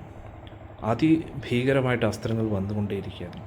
രണ്ടുപേരും എതിരാളിയെ എങ്ങനെയെങ്കിലും കൊല്ലണം എന്നുള്ള ഒറ്റ തീരുമാനത്തോടുകൂടി യുദ്ധം ചെയ്യുമായിരുന്നു. അവർ യുദ്ധം ചെയ്യുന്നതിൻ്റെ ഇടയിൽ തന്നെ എതിർപക്ഷത്ത് നിൽക്കുന്ന ആയിരക്കണക്കിന് യോദ്ധാക്കളെയും ആനപ്പടയാളികളെയും കുതിരപ്പടയാളികളെയും എല്ലാം കൊന്നൊടുക്കിക്കൊണ്ടിരിക്കുകയാണ്. ഇതേ സമയത്ത് മറ്റ് യോദ്ധാക്കൾ അങ്ങോട്ടും ഇങ്ങോട്ടും യുദ്ധം ചെയ്തുകൊണ്ടിരിക്കുകയാണ്. ദുര്യോധൻ, കൃപാചാര്യ, ശകുനി, അശ്വത്ഥാമ അവരും അർജുനെതിരെ അസ്ത്രങ്ങൾ അയച്ചു, കർണനിൽ നിന്ന് ശ്രദ്ധ അകറ്റാൻ വേണ്ടി. എന്നിട്ട് കർണന് കുറച്ചും കൂടെ ഒരു സഹായമാവട്ടെ എന്ന് പറഞ്ഞു. പക്ഷേ അർജുൻ വളരെ വിദഗ്ധമായിട്ട് അവരുടെ അസ്ത്രങ്ങളെ തകർക്കുകയും ചെയ്യുമായിരുന്നു. അതേ സമയത്ത് കർണനുമായിട്ടുള്ള യുദ്ധം തുടർന്നുകൊണ്ടേയിരുന്നു. അവസാനം അർജുൻ്റെ അസ്ത്രങ്ങൾ കൊണ്ട് അവരെല്ലാം പിന്മാറേണ്ടി വന്നു. അപ്പോഴേക്കും ദുര്യോധനും അശ്വത്ഥാമാവും തമ്മിൽ ചർച്ച ചെയ്യാൻ തുടങ്ങി, ഇനി അർജുനെ എങ്ങനെ തടയണമെന്ന്. അശ്വത്ഥാമ ഇപ്പോഴും അച്ഛൻ്റെ മരണത്തിൽ ദുഃഖിതനായിരുന്നു. വ്യാസമഹർഷിയുടെ വാക്കുകളിലും ദുര്യോധൻ്റെ രഥത്തിൽ കയറിയിട്ട് പറഞ്ഞു, ദുര്യോധന, ശാന്തനായിട്ടിരിക്കൂ. ഈ ഒരു യുദ്ധം ഇനി നീട്ടേണ്ട ആവശ്യമില്ല. ഒരുപാട് യോദ്ധാക്കൾ മരിച്ചിരിക്കുകയാണ്. ഭീഷ്മർ ശരശയിലായിരിക്കുകയാണ്. എന്നിട്ട് അങ്ങയുടെ ആചാര്യൻ മരിച്ചിരിക്കുകയാണ്. അതുകൊണ്ട് യുധിഷ്ഠിരനായിട്ട് ഒരു ഒത്തുതീർപ്പിന് പോവും. എല്ലാവരുടെയും നന്മ ആഗ്രഹിക്കുന്ന ആളാണ് യുധിഷ്ഠിരൻ. യുധിഷ്ഠിരൻ്റെ നിർദ്ദേശം അവരുടെ സഹോദരങ്ങളും സ്വീകരിക്കും. പാണ്ഡവരെ നമ്മുടെ സ്വന്തം പക്ഷത്താക്കാം. അവർ നമ്മുടെ പക്ഷത്തായി കഴിഞ്ഞാൽ എന്താണ് നമുക്ക് നേടാൻ കഴിയാത്തത്? അർജുനെ ആർക്കെങ്കിലും തോൽപ്പിക്കാൻ പറ്റുമോ? ഇവർ ആറോട്ട് യുദ്ധം ചെയ്തുകൊണ്ട് എന്ത് പ്രയോജനമാണ് നമുക്ക്? അശ്വത്ഥാമാവ് കർണനും അർജുനുമായിട്ടുള്ള യുദ്ധം കണ്ടുകൊണ്ടിരിക്കുകയാണ്. ഗാണ്ഡീവത്തിൽ നിന്നും അതിതീവ്രമായിട്ട് അസ്ത്രങ്ങൾ വന്നുകൊണ്ടിരിക്കുകയാണ്. അർജുൻ്റെ രഥം ചുറ്റും ഇങ്ങനെ കറങ്ങിക്കൊണ്ടേയിരിക്കുകയാണ്. കർണൻ്റെ എല്ലാ അസ്ത്രങ്ങളെയും തടഞ്ഞുകൊണ്ടിരിക്കുകയാണ്. ഭഗവാൻ കൃഷ്ണൻ അതിവിദഗ്ധമായിട്ട് രഥം ഓട്ടിച്ചുകൊണ്ടിരിക്കുകയാണ്. ഭഗവാന്റെ കൈയിൽ ആ ചാട്ടയും പിടിച്ചുകൊണ്ട് അതിവിദഗ്ധമായിട്ട് രഥം ഓട്ടിക്കുന്നതായിട്ട് അശ്വത്ഥാമ കാണുകയാണ്. ഭഗവാന്റെ നെറ്റിയിൽ നിന്നെല്ലാം വേർപ്പ് ഇങ്ങനെ ഒഴുകുകയാണ്. എന്നിട്ട് കുതിരകളോട് ഇങ്ങോട്ട് പാട്, കുതിര അങ്ങോട്ട് പോകും, കുതിര ഇങ്ങോട്ട്, ഇങ്ങനെയൊക്കെ ഭഗവാൻ ഇങ്ങനെ അലറിക്കൊണ്ടേയിരിക്കുകയാണ്. അങ്ങനെ അതൊക്കെ വളരെ ഒരു പ്രത്യേക ഒരു ഭംഗിയായിരുന്നു ഭഗവാന്റെ രഥം ഓട്ടിക്കുന്ന കാണാൻ. എന്നിട്ട് ഇതെല്ലാം കണ്ടിട്ട് അശ്വത്ഥാമ പറഞ്ഞു, എൻ്റെ ഒരു അഭിപ്രായത്തിൽ നമുക്ക് ഈ യുദ്ധം അവസാനിപ്പിക്കണം. പാണ്ഡവരായിട്ട് സൗഹൃദത്തിലാകണം. അത് നമ്മുടെ നന്മയ്ക്ക് വേണ്ടിയാണ്. യുദ്ധം ഇവിടെ തീരട്ടെ. എന്നിട്ട് ബാക്കിയുള്ള രാജാക്കന്മാരുമായിട്ട് നമുക്ക് തിരിച്ചു പോകാം. ഞാൻ അങ്ങയുടെ സുഹൃത്താണ്. ഞാൻ എങ്ങനെയെങ്കിലും കർണനെ ഈ ഒരു യുദ്ധം നിർത്താനായിട്ട് പ്രേരിപ്പിക്കാം. അങ്ങ് ആജ്ഞാപിക്കൂ. ദുര്യോധൻ കുറേ നേരം ഒന്നും മിണ്ടാതെ ഇങ്ങനെ ചിന്തിക്കുകയായിരുന്നു. എന്നിട്ട് തലയാട്ടിയിട്ട് പറഞ്ഞു, സുഹൃത്തെ, അങ്ങ് പറഞ്ഞ് ഞാൻ കേട്ടു, ഞാൻ അതിനെക്കുറിച്ച് ചിന്തിച്ചു, ഇതിനെക്കുറിച്ച് എൻ്റെ അഭിപ്രായം അങ്ങ് കേൾക്കും. എങ്ങനെയാണോ ഒരു വലിയൊരു കൊടുങ്കാറ്റിനെ സുമേരു പർവ്വതത്തിന് തടഞ്ഞു നിർത്താൻ പറ്റുന്നു, അതേപോലെ അർജുൻ്റെ ശക്തിയെ എൻ്റെ കർണൻ തടുക്കും. അതുകൊണ്ട് യുദ്ധം തുടരട്ടെ. അതുകൂടാതെ ഇത്രയൊക്കെ ദുരിതങ്ങളും നാശനഷ്ടങ്ങളും ഞാൻ പാണ്ഡവരുടെ ജീവിതത്തിൽ ഉണ്ടാക്കി. അതുകൊണ്ട് ഞാൻ എന്ത് പറഞ്ഞാലും അവർക്കൊരിക്കലും വിശ്വാസമാകത്തില്ല. അതുകൊണ്ട് കർണനെ പിന്തിരിപ്പിക്കരുത്. അതുകൂടാതെ അർജുൻ ദിവസം മുഴുവൻ യുദ്ധം ചെയ്ത് തളർന്നിരിക്കുകയാണ്. അതുകൊണ്ട് തീർച്ചയായിട്ടും അർജുനെ കീഴ്പ്പെടുത്താൻ കഴിയും. അതുകൊണ്ട് അങ്ങ് മുന്നോട്ട് പോയി യുദ്ധം ചെയ്യൂ. ഞാൻ നിന്നെ ആശ്രയിച്ചിരിക്കുകയാണ്. ഞാൻ എങ്ങനെയാണോ കർണനെ ആശ്രയിക്കുന്നത് അതേപോലെ. അശ്വത്ഥാമാവ് ഒരു ദീർഘശ്വാസം എടുത്തു. എന്നിട്ട് വീണ്ടും രഥത്തിലേക്ക് പോയി യുദ്ധം പുനരാരംഭിച്ചു. ദുര്യോധനൻ ഒരുപാട് ദുഃഖത്തിലായിരുന്നു. കാരണം എല്ലാ സഹോദരങ്ങളും മരിച്ചിരിക്കുകയാണ്. ദുര്യോധന ആയുധം എടുക്കാനുള്ള ശക്തിയില്ലായിരുന്നു. ദുര്യോധനൻ കണ്ടുകൊണ്ടിരിക്കുകയാണ് കർണനും അർജുനും വളരെ ഭീകരമായിട്ടുള്ള യുദ്ധത്തിൽ ഏർപ്പെട്ടിരിക്കുകയാണ്. ആ യുദ്ധത്തിൻ്റെ തീവ്രത കാരണം വേറെ ആർക്കും അടുത്തോട്ട് എത്താൻ കഴിയുന്നില്ല. ആരെങ്കിലും അടുത്തെത്തിയ ആ അസ്ത്രം കൊണ്ട് അവർ മരിക്കും. ആ രീതിയിലായിരുന്നു യുദ്ധം.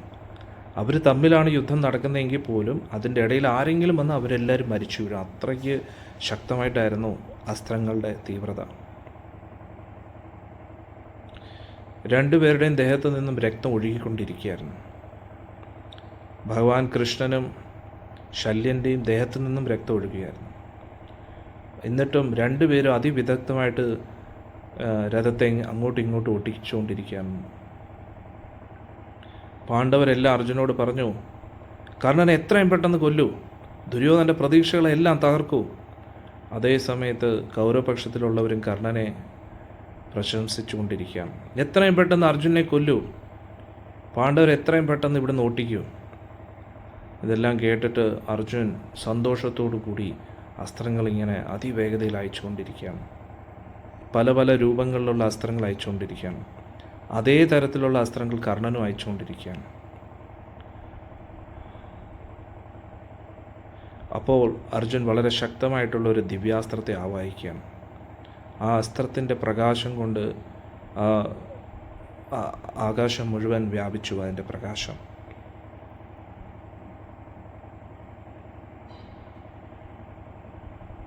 എന്നിട്ട് ആ ഒരു അസ്ത്രത്തിൽ നിന്ന് വരുന്ന തീ കൊണ്ട് പല പല യോദ്ധാക്കളുടെ വസ്ത്രം കത്തി രഥങ്ങളും കത്താൻ തുടങ്ങി. എന്നിട്ട് അത് അതിവേഗതയിൽ കർണനെതിരെ ആ അസ്ത്രം വരികയാണ്. ആ സമയത്ത് കർണൻ വരുണാസ്ത്രത്തെ ഉപയോഗിക്കുകയാണ്. അതിലൂടെ അർജുൻ്റെ അസ്ത്രം തടുക്കുകയാണ്. ഇത് കണ്ടിട്ട് അർജുൻ പ്രശംസിക്കുകയാണ് കർണനെ. വീണ്ടും ഒരു ദിവ്യാസ്ത്രം അയക്കുകയാണ്. എന്നിട്ട് അതിനുശേഷം കർണൻ്റെ മുമ്പിൽ നിന്നും അദൃശ്യനാവുകയാണ്. എന്നിട്ട് ദേവേന്ദ്രനിൽ നിന്ന് ലഭിച്ച പ്രത്യേക ഒരു അസ്ത്രം അയക്കുകയാണ്. ഉടൻ തന്നെ അസംഖ്യം അസ്ത്രങ്ങൾ ഗാണ്ഡീവത്തിൽ നിന്നും വർഷിക്കാൻ തുടങ്ങി. അത് തുടർച്ചയായിട്ട് കർണൻ്റെ രഥത്തിലേക്ക് വരാൻ തുടങ്ങി. അത് കർണനെയും ശല്യനെയും കുതിരകളെല്ലാം മൂടി എന്നുള്ളതാണ്. കർണൻ്റെ കണ്ണുകൾ ദേഷ്യം കൊണ്ട് ചുവന്നു. ഉടൻ തന്നെ കർണൻ ഭാർഗവാസ്ത്രത്തെ ആവാഹിക്കുകയാണ്. ആ അസ്ത്രം ഉപയോഗിച്ച് അർജുന എറിഞ്ഞ എല്ലാ അസ്ത്രങ്ങളെയും തകർക്കുകയാണ്. ആ ഭാർഗവാസ്ത്രം കൊണ്ട് പാണ്ഡവ യോദ്ധാക്കൾ എല്ലാവരും അതിൽ മരിച്ചു വീഴാൻ തുടങ്ങി. ആയിരക്കണക്കിന് പാണ്ഡവ യോദ്ധാക്കൾ പാണ്ഡവപക്ഷത്തിൽ നിന്ന് യുദ്ധം ചെയ്യുന്നവരെല്ലാം മരിച്ചു വീഴാൻ തുടങ്ങി. അവരുടെ ശരീരം എല്ലാം തുണ്ടം തുണ്ടോ ആകാൻ തുടങ്ങി. ഇത് കണ്ടിട്ട് കൗരവരെല്ലാവരും ആഹ്ലാദിച്ചു. ഇത് കണ്ടിട്ട് ഭീമന് ദേഷ്യമായി. എന്നിട്ട് അർജുനോട് പറഞ്ഞു, അർജുന, നിനക്ക് നാണമില്ലേ? നിൻ്റെ കൺമുന്നിൽ വെച്ച് ഇത്രയും നമ്മുടെ യോദ്ധാക്കളെ കൊല്ലാൻ നീ എങ്ങനെയാണ് അനുവദിച്ചത്? ദേവന്മാർക്ക് പോലും നിന്നോട് യുദ്ധം ചെയ്യാൻ കഴിയില്ലായിരുന്നല്ലോ. കർണൻ എങ്ങനെയാണ് ഇത്രയും ശക്തി ലഭിച്ചിരിക്കുന്നത്? സാവ്യസാക്ഷി, നീ ഓർക്കുന്നില്ലേ ഈ പാപിയായ എത്രയൊക്കെ പാപങ്ങളാണ് ചെയ്തിട്ടുള്ളതെന്ന്? ദ്രൗപദി അനുഭവിച്ച ദുഃഖങ്ങൾ നീ ഓർക്കുന്നില്ലേ? അഭിമന്യുവിൻ്റെ മരണം നീ ഓർക്കുന്നില്ലേ? അതുകൊണ്ട് നീ ഇവനോട് ഒട്ടും മയം കാണിക്കരുത്, എത്രയും പെട്ടെന്ന് ഇവനെ കൊല്ലാൻ. അതേസമയത്ത് ഭഗവാൻ കൃഷ്ണനും പറഞ്ഞു, അർജുന, നീ എന്താണ് ശക്തമായിട്ട് യുദ്ധം ചെയ്യാത്തത്? നിൻ്റെ ആയുധങ്ങൾക്കൊന്നും എന്താണ് കർണൻ്റെ ഒന്നും ചെയ്യാൻ കഴിയാത്തത്? നിൻ്റെ എല്ലാ ശക്തിയും ഉപയോഗിക്കൂ. നീ എത്രയോ രാക്ഷസന്മാരെ അസുരന്മാരെ കൊന്നിരിക്കുകയാണ്. എൻ്റെ സുദർശന ചക്രം വേണമെങ്കിൽ ഉപയോഗിച്ചോളൂ, എന്നിട്ട് കർണൻ്റെ തല അറക്കൂ. അങ്ങനെ ഭഗവാൻ പറയാണ്. എത്രയും പെട്ടെന്ന് യുധിഷ്ഠിരൻ്റെ സാമ്രാജ്യം തിരിച്ചു നൽകൂ, അതിനുവേണ്ടി നമ്മൾ കൊതിച്ചിരിക്കുകയാണെന്ന് പറഞ്ഞു. ഇത് കേട്ടോടം തന്നെ അർജുന് കൂടുതൽ ദേഷ്യം. അർജുൻ കർണനെ തുറച്ചു നോക്കാൻ തുടങ്ങി. എന്നിട്ട് ഞാൻ ബ്രഹ്മാസ്ത്രത്തെ ആവാഹിക്കാൻ പോവുകയാണ് കൃഷ്ണ എന്ന് പറഞ്ഞു. അവൻ പറഞ്ഞു, അതെങ്കിലും ആവട്ടെ, എത്രയും പെട്ടെന്ന് ആവട്ടെ. എന്നിട്ട് അർജുൻ മനസ്സിൽ ആ ബ്രഹ്മാസ്ത്രത്തെ ആവാഹിക്കുകയാണ്. എന്നിട്ട് സമ്പൂർണ്ണ ശക്തി ഉപയോഗിച്ച് അത് എറിയാൻ തുടങ്ങിയാണ്. അപ്പോഴേക്കും ഗാണ്ഡീവത്തിൽ നിന്നും അസംഖ്യം അസ്ത്രങ്ങൾ പ്രത്യക്ഷപ്പെട്ടു. സർപ്പങ്ങളെ പോലെ അത് ചീറിപ്പാഞ്ഞ് കർണനെതിരെ തിരികെയാണ്. ആയിരക്കണക്കിന് അസ്ത്രങ്ങൾ അർജുൻ്റെ രഥത്തിൽ നിന്നും ചീറിപ്പാഞ്ഞു വരികയാണ്. അത് കൗരവപക്ഷത്തിലുള്ള എല്ലാവരെയും തകർത്തുകൊണ്ടിരിക്കുകയാണ്. പല പല കുന്തങ്ങളും അസ്ത്രങ്ങളും കോടാലികളും ഭയപ്പെടുന്ന ആകൃതിയിലുള്ള പല പല രൂപങ്ങളുള്ള അതെല്ലാം ദുര്യോധനാദികളെ തകർക്കാൻ തുടങ്ങി. അപ്പോൾ കർണനും അതിന് പകരമായിട്ടൊരു ദിവ്യാസ്ത്രം അയച്ചു. അതിലൂടെ അർജുൻ അയച്ച പല അസ്ത്രങ്ങളെയും തടുക്കാൻ പറ്റി.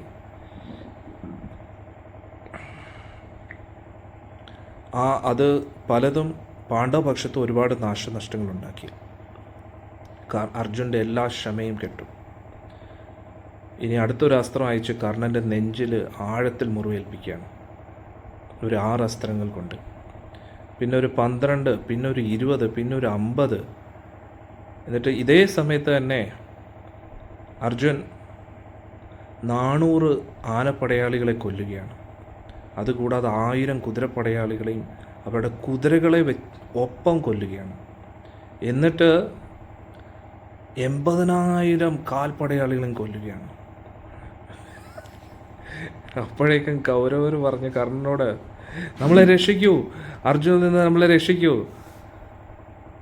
അന്നേരം കർണൻ മഴ പെയ്യുന്നത് പോലെ അസ്ത്രങ്ങൾ അയക്കാൻ തുടങ്ങി. അർജുനെയും മൊത്തത്തിൽ അസ്ത്രങ്ങൾ കൊണ്ട് മൂടി. അതേ സമയത്ത് പാഞ്ചാലദേശ യോദ്ധാക്കളെയും പാണ്ഡവ യോദ്ധാക്കളെയും എല്ലാവരെയും മൂടി എന്നുള്ളതാണ്. ഈ അസ്ത്രങ്ങളുടെ ഇടയിൽ അർജുൻ കർണൻ്റെ ഓരോ അസ്ത്രങ്ങളെയും തടുത്തുകൊണ്ടിരിക്കുകയാണ്. എന്നിട്ട് അതേ സമയത്ത് ഒരു കൂട്ടം അസ്ത്രങ്ങളെ കർണനെതിരെ എറിയുകയും ചെയ്യുകയാണ്. അങ്ങനെ അർജുനും കർണനും വളരെ ശക്തമായിട്ട് അങ്ങോട്ടും ഇങ്ങോട്ടും യുദ്ധം ചെയ്തുകൊണ്ടിരിക്കുകയാണ്. ഇതിൻ്റെ ഇടയിൽ യുധിഷ്ഠിരൻ യുദ്ധകളത്തിൽ തിരിച്ചെത്തുകയാണ്. ആ മുറിവെല്ലാം ഉണങ്ങി പ്രത്യേകതരം മന്ത്രങ്ങൾ കൊണ്ടും ഔഷധികൾ കൊണ്ടും അതിൽ നിന്ന് പരിക്കിൽ നിന്നും പുറത്തു വരികയാണ് യുധിഷ്ഠിരൻ. എന്നിട്ട് യുധിഷ്ഠിരനെ തിരിച്ചു കണ്ടപ്പോൾ പാണ്ഡവരെല്ലാവരും സന്തോഷിക്കാൻ തുടങ്ങി. എന്നിട്ട് യുധിഷ്ഠിരൻ അർജുനും കർണനുമായിട്ടുള്ള യുദ്ധം കണ്ടുകൊണ്ടിരിക്കുകയാണ്. അർജുൻ വളരെയധികം ദേഷ്യത്താൽ യുദ്ധം ചെയ്യുകയാണ്. അസംഖ്യം അസ്ത്രങ്ങൾ അയച്ചുകൊണ്ടിരിക്കുന്നു. ആ അസ്ത്രങ്ങളുടെ ആ ശക്തി കൗരവർക്ക് താങ്ങാൻ പറ്റുന്നില്ലായിരുന്നു. അവരെല്ലാവരും ഓടാൻ തുടങ്ങി. പക്ഷെ കർണൻ ഒട്ടും ഭയപ്പെടാതെ അവിടെ നിൽക്കുകയാണ്. വളരെ വിദഗ്ധമായിട്ട് അർജുൻ്റെ ഓരോ അസ്ത്രങ്ങൾക്ക് മറുപടി കൊടുത്തുകൊണ്ടിരിക്കുകയാണ്. പാണ്ഡവരും കൗരവരും ദൂരെ നിന്ന് ഇവർ രണ്ടുപേരും അയക്കുന്ന ഓരോ അസ്ത്രങ്ങളെ ഇങ്ങനെ അത്ഭുതത്തോടു കൂടി നോക്കി നിൽക്കുകയായിരുന്നു. ചില സമയത്ത് കർണൻ ജയിക്കുന്നതായിട്ട് കാണപ്പെടും, ചില സമയത്ത് അർജുൻ. അങ്ങനെ രണ്ടുപേരും രണ്ട് പക്ഷത്തിലുള്ള യോദ്ധാക്കളും കർണനെയും അർജുനെയും പ്രശംസിക്കാൻ തുടങ്ങി, അവരെ കൂടുതൽ കൂടുതൽ പ്രോത്സാഹിപ്പിക്കാൻ തുടങ്ങി. ഇത് കണ്ട് ദേവന്മാർ വരെ അത്ഭുതത്തോടു കൂടി നോക്കി നിൽക്കുകയായിരുന്നു. അവരും അവരുടെ വാദ്യോപകരണങ്ങളൊക്കെ വായിക്കാൻ തുടങ്ങി. അങ്ങനെ യുദ്ധം വളരെ ശക്തമായിക്കൊണ്ടേ ഇരിക്കുകയായിരുന്നു.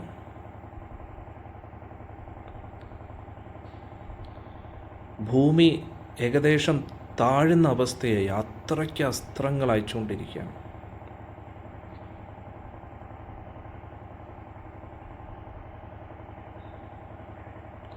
ആ സമയത്ത് ഒരു നാഗം, അശ്വസേനൻ എന്ന് പറയുന്ന ഒരു നാഗം യുദ്ധകളത്തിലെത്തുകയാണ്. ആ അശ്വസേനൻ തക്ഷകൻ്റെ മകനായിരുന്നു. ആ അശ്വസേനന് അർജുനോടൊരു വ്യക്തിവൈരാഗ്യം ഉണ്ടായിരുന്നു. കാരണം ഖാണ്ഡവവനത്തിൽ അശ്വസേനൻ്റെ അമ്മ മരിച്ചിരുന്നു, ഖാണ്ഡവവനം കത്തിക്കുന്ന സമയത്ത്. അന്നേരം പ്രതികാരം തീർക്കാനായിട്ട് ഇത് നല്ല അവസരമാണെന്ന് മനസ്സിലാക്കി അശ്വസേനൻ ഒരു അസ്ത്രമായിട്ട് കർണൻ്റെ ആവനാഴിയിൽ കയറി ഒളിച്ചിരുന്നു. എന്നിട്ട് അശ്വസേനൻ്റെ മായാവി ശക്തി ഉപയോഗിച്ച് കർണൻ്റെ മനസ്സിൽ നാഗാസ്ത്രം ഉപയോഗിക്കാനായിട്ടുള്ളൊരു പ്രേരണ കൊടുത്തു. അതേ സമയത്ത് കർണൻ പലതരത്തിലുള്ള അസ്ത്രങ്ങൾ ഉപയോഗിച്ചിട്ടും അർജുനെ കീഴ്പ്പെടുത്താൻ പറ്റിയില്ലെന്നില്ല എന്ന് മനസ്സിലാക്കിയിട്ട് ഏതെങ്കിലും ശക്തമായിട്ടുള്ള ദിവ്യാസ്ത്രം ഉപയോഗിക്കാം എന്ന് കർണൻ ചിന്തിക്കുകയാണ്. അപ്പോൾ ഈ അശ്വസേനനും ചിന്തിച്ചു, കർണനും അതേ സമയത്ത് തന്നെ ചിന്തിച്ചു. അങ്ങനെ നാഗാസ്ത്രത്തെക്കുറിച്ച് കർണൻ ചിന്തിക്കുകയാണ്.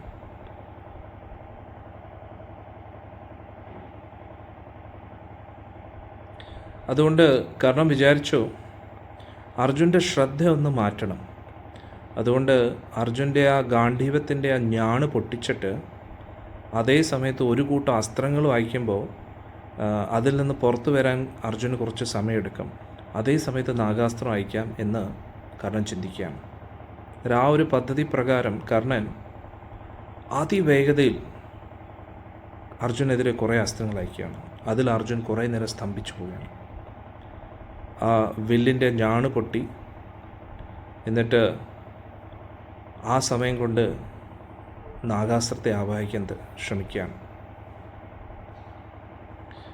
എന്നിട്ട് കർണൻ അത് എടുക്കേണ്ടി പോലും വന്നില്ല. അതിനു മുമ്പേ ആ അസ്ത്രം സ്വയം ആ വില്ലിൽ കയറിയിരിക്കുകയാണ്.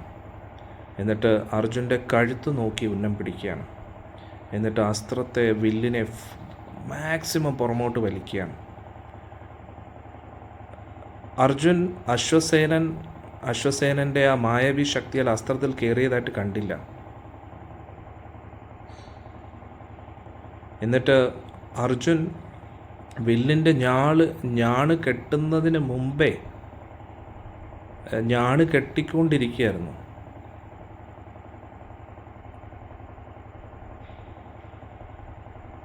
ആ സമയം കൊണ്ട് കർണൻ അറിഞ്ഞില്ല ഇതിൽ ആ അശ്വസേനൻ കയറിയിട്ടുണ്ടെന്ന്. എന്നിട്ട് ആ അസ്ത്രം അയക്കുകയാണ്. എന്നിട്ട് പറഞ്ഞു, പാർത്ഥ, നീ ഇതോടുകൂടി തീർന്നു എന്ന് പറഞ്ഞു. അന്നേരം ഈ അസ്ത്രം ചീറിപ്പാഞ്ഞു വന്നപ്പോൾ ദേവന്മാരെല്ലാവരും കരഞ്ഞു. എന്നിട്ട് ആ അസ്ത്രം അതിവേഗതയിൽ അർജുൻ്റെ അടുത്തേക്ക് വരികയാണ് ചീറിപ്പാഞ്ഞുകൊണ്ട്.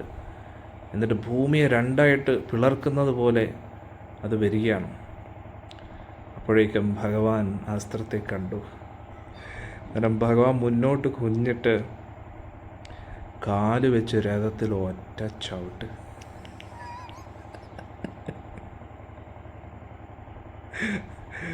അപ്പോഴേക്കും കുതിരകൾ മുട്ടുകൊത്തി താഴോട്ട് വീണ്. എന്നിട്ട് രഥത്തിൻ്റെ ചക്രം കുറച്ച് മണ്ണിൻ്റെ അടിയിലേക്ക് പൊതഞ്ഞുപോയി. എന്നിട്ട് ആ അസ്ത്രം അർജുൻ്റെ കിരീടം കൊണ്ടങ്ങ് പോവുകയാണ്.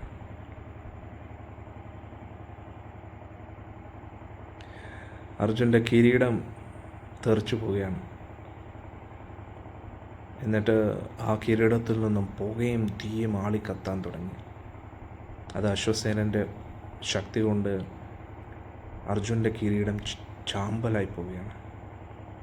എന്നിട്ട് ആ കിരീടത്തിലുള്ള രത്നങ്ങളെല്ലാം ചെതറി കിടക്കുകയാണ്. അന്നേരം ഭഗവാൻ കൃഷ്ണൻ അർജുനെ രക്ഷിച്ചതായിട്ട് കണ്ടിട്ട് ദേവന്മാർ ഭഗവാനെ അഭിനന്ദിച്ചു. ഭഗവാന്റെ ദേഹത്ത് പുഷ്പവൃഷ്ടി ചെയ്യാൻ തുടങ്ങി. എന്നിട്ട് അർജുൻ ഭഗവാൻ കൃഷ്ണനോട് നന്ദി പറഞ്ഞു. അപ്പോഴേക്കും ഭഗവാൻ പറഞ്ഞു കൊടുത്ത് എന്താ സംഭവിച്ചത്. ഉടൻ തന്നെ അർജുൻ ഒരു വെള്ള തുണി വെച്ച് അർജുൻ്റെ മുടി കെട്ടുകയാണ്. ഇപ്പോൾ കിരീടം പോയതുകൊണ്ട് പുറകിൽ നിന്ന് ആ മുടി അങ്ങ് കെട്ടി വയ്ക്കുകയാണ്. എന്നിട്ട് ഗാണ്ഡീവത്തിൻ്റെ ഞാണ് വീണ്ടും കെട്ടുകയാണ്. അശ്വസേനൻ ആകെ നിരാശനായി. അർജുനെ കൊല്ലാൻ പറ്റിയില്ലല്ലോ. എന്നിട്ട് വീണ്ടും കർണൻ്റെ അടുത്ത് നിന്നിട്ട് പറയുകയാണ്, കർണ, നീ അറിഞ്ഞില്ല, ഞാൻ നിൻ്റെ അസ്ത്രത്തിൽ കയറിയിരുന്നു. ഞാൻ പാർത്ഥൻ്റെ ശത്രുവാണ്. അവൻ എൻ്റെ അമ്മയെ കൊന്നു. അതുകൊണ്ട് നീ വീണ്ടും നാഗാസ്ത്രം ഉപയോഗിക്കും. എനിക്ക് അതിൻ്റെ പ്രതികാരം ചെയ്യാൻ ആഗ്രഹിക്കുന്നു. അതോടുകൂടി നീ ആഗ്രഹിക്കുന്ന പോലെ എല്ലാം നടക്കും. അന്നേരം അശ്വസേന കണ്ടപ്പോൾ കർണനാകെ അത്ഭുതപ്പെട്ടു. എന്നിട്ട് പറഞ്ഞ്, എനിക്ക് വേറൊരാളുടെ ശക്തിയുടെ ആവശ്യമൊന്നുമില്ല. അതുകൂടാതെ ഒരിക്കൽ അയച്ച അസ്ത്രം ഞാൻ രണ്ടാമത് അയക്കത്തില്ല. ഞാൻ എൻ്റെ സ്വന്തം ബലത്താൽ അർജുനെ തോൽപ്പിക്കുന്നു. നീ ഇവിടുന്ന് ഓടിക്കണം പറഞ്ഞു. നിനക്ക് ഇഷ്ടമുള്ളിടത്ത് എങ്ങോട്ടെങ്കിലും പോകും.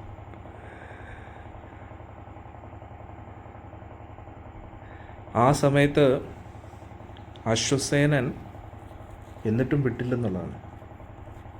അശ്വസേനൻ സ്വയം ഒരു അസ്ത്രമായിട്ട് മാറുകയാണ്. എന്നിട്ട് കർണൻ അയക്കാതെ തന്നെ അർജുനെ കൊല്ലാനായിട്ട് അർജുൻ്റെ അടുത്തേക്ക് ചീറിപ്പാഞ്ഞു വരികയാണ്. അപ്പോഴേക്കും അർജുൻ റെഡിയായിരുന്നു. അർജുൻ ചന്ദ്രകല ആകൃതിയിലുള്ള ഒരു 6 അസ്ത്രങ്ങൾ എടുക്കുകയാണ്. എന്നിട്ട് ആ നാഗാസ്ത്രത്തെ തുണ്ടും ഒക്കെയാണ്.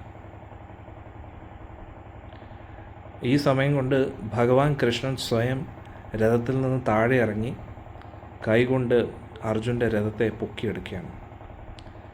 എന്നിട്ട് രഥം വീണ്ടും ഓടാൻ തുടങ്ങി. എന്നിട്ട് കർണന് ചുറ്റും രഥം അതിവേഗതയിൽ കറക്കാൻ തുടങ്ങി. എന്നിട്ട് അർജുൻ അപ്പോഴേക്കും കർണൻ്റെ മർമ്മഭാഗത്ത് തന്നെ, ശരീരത്തിൻ്റെ പല മർമ്മഭാഗത്തും അസ്ത്രങ്ങൾ അയക്കാൻ തീരുമാനിക്കുകയാണ്. ദേഷ്യം കൊണ്ട് അർജുൻ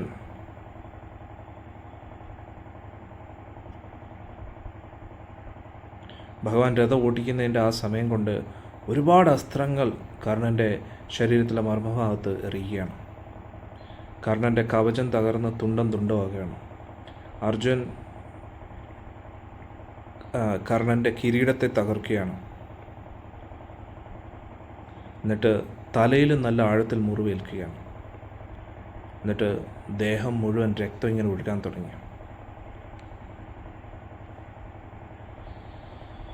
അപ്പോഴേക്കും നോക്കിയപ്പോൾ കർണൻ ആകെ സ്തംഭിച്ച് നിൽക്കുകയാണ്. വില്ല് പോലും എടുക്കാൻ പറ്റാത്ത അവസ്ഥയിൽ നിൽക്കുകയാണ്. അതുകൊണ്ട് ക്ഷത്രിയ മര്യാദ അനുസരിച്ച് അർജുൻ യുദ്ധം ചെയ്യുന്നത് നിർത്തുകയാണ്. ഇത് കണ്ടിട്ട് ഭഗവാൻ അത്ഭുതപ്പെടുകയാണ്. എന്നിട്ട് പറഞ്ഞു, പാർത്ഥ, നീ എന്തിനാണ് ഈ അബദ്ധം കാണിക്കുന്നത്? ബുദ്ധിമാനായിട്ടുള്ള ഒരു യോദ്ധാവ് ശത്രു എത്ര ദുർബലനാണെങ്കിൽ അവനെ വെറുതെ വിടരുത്. അതുകൊണ്ട് നീ ഒട്ടും സമയം പാഴാക്കി കളയരുത്. അവൻ്റെ ഈ അവസ്ഥയിൽ നിന്നും രക്ഷപ്പെട്ടു കഴിഞ്ഞാൽ അവൻ വീണ്ടും വലിയ ബുദ്ധിമുട്ടുണ്ടാക്കുന്നത്. അപ്പോഴത്തേക്കും ഭഗവാൻ പറഞ്ഞത് പ്രകാരം അർജുൻ തുടർച്ചയായിട്ട് അസ്ത്രങ്ങൾ അയക്കുകയാണ്. അതെല്ലാം കർണൻ്റെ ദേഹത്ത് ആഴത്തിൽ കയറിപ്പോവുകയാണ്. അന്നേരം ശരീരം മുഴുവൻ മുറിവേറ്റ് നിൽക്കുകയാണ് കർണൻ. രക്തം ഇങ്ങനെ ഒഴുകിക്കൊണ്ടേയിരിക്കുകയാണ്. അങ്ങനെ എങ്ങനെയൊക്കെയോ ആ മുറിവിൽ നിന്നൊക്കെ കർണൻ സ്വഭാവം തിരിച്ചു കിട്ടുകയാണ്. എന്നിട്ട് വീണ്ടും വില്ല് പൊക്കി ഒരു കൂട്ടം അസ്ത്രങ്ങൾ അർജുനും കൃഷ്ണനെതിരെ എറിയുകയാണ്. അത് അർജുൻ്റെ അടുത്തേക്ക് എത്തുന്നതിന് മുമ്പേ അർജുൻ അതിനായിട്ടുള്ള ഒരു മറുപടി കൊടുക്കുകയാണ്. എന്നിട്ട് വീണ്ടും തുടർച്ചയായിട്ട് അസ്ത്രങ്ങൾ അയക്കുകയാണ്. ഈ ഒരു അവസ്ഥയിൽ കർണൻ ഭാർഗവാസ്ത്രത്തെ ആവാഹിക്കാമെന്ന് വിചാരിക്കുകയാണ്. അതിൽ ബ്രഹ്മശക്തി ഉപയോഗിക്കാമെന്ന് വിചാരിച്ചു. ഭാർഗവാസ്ത്രത്തിൽ ബ്രഹ്മാസ്ത്രത്തിൻ്റെയും കൂടെ ശക്തി ഉപയോഗിക്കാമെന്ന് പറഞ്ഞു. ഇത്രയും ശക്തമായിട്ടുള്ള ആയുധത്തിനെതിരെ ആർക്കും ഒന്നും ചെയ്യാൻ കഴിയില്ല. ആ ഒരു അസ്ത്രത്തിലൂടെ ഒരുപാട് പാണ്ഡവ യോദ്ധാക്കൾ മരിച്ചും വീണു എന്നും കണ്ടതാണ്. അതുകൊണ്ട് അർജുനെ ഒന്ന് തടുത്തു നിർത്താനായിട്ട് തീർച്ചയായിട്ടും അത് തന്നെയായിരിക്കും ഏറ്റവും നല്ല ഉപായം എന്ന് വിചാരിച്ച് ആ സമയം കൊണ്ട് ഈ മുറിവിൽ നിന്നൊന്ന് രക്ഷപ്പെടാമല്ലോ, ഒന്ന് ഒരാശ്വാസം കിട്ടുമല്ലോ, പുതിയ കവചമൊക്കെ ധരിക്കാമല്ലോ എന്ന് വിചാരിച്ചു. അതുകൊണ്ട് ഭാർഗവാസ്ത്രത്തെ ആവാഹിക്കാനായിട്ടുള്ള മന്ത്രം ജപിക്കാൻ തുടങ്ങി. പക്ഷേ കർണൻ്റെ മനസ്സിൽ ആ മന്ത്രങ്ങൾ വരാതെയായി. കർണൻ അത് ഓർമ്മ കിട്ടുന്നില്ല. കർണന് നന്നായിട്ട് അറിയാവുന്ന ആ മന്ത്രം ഇപ്പോൾ ഒട്ടും ഓർമ്മയില്ല. അപ്പോഴേക്കും കർണന് ഗുരുവിൻ്റെ ശാപം ഓർമ്മ വന്നു. നീ നിൻ്റെ ഏറ്റവും നിർണായകമായിട്ടുള്ള യുദ്ധം ചെയ്യുന്ന സമയത്ത് നിനക്ക് ആ ആയുധത്തെ ആവാഹിക്കാനുള്ള മന്ത്രങ്ങളൊന്നും ഓർമ്മ കാണത്തില്ലെന്ന്.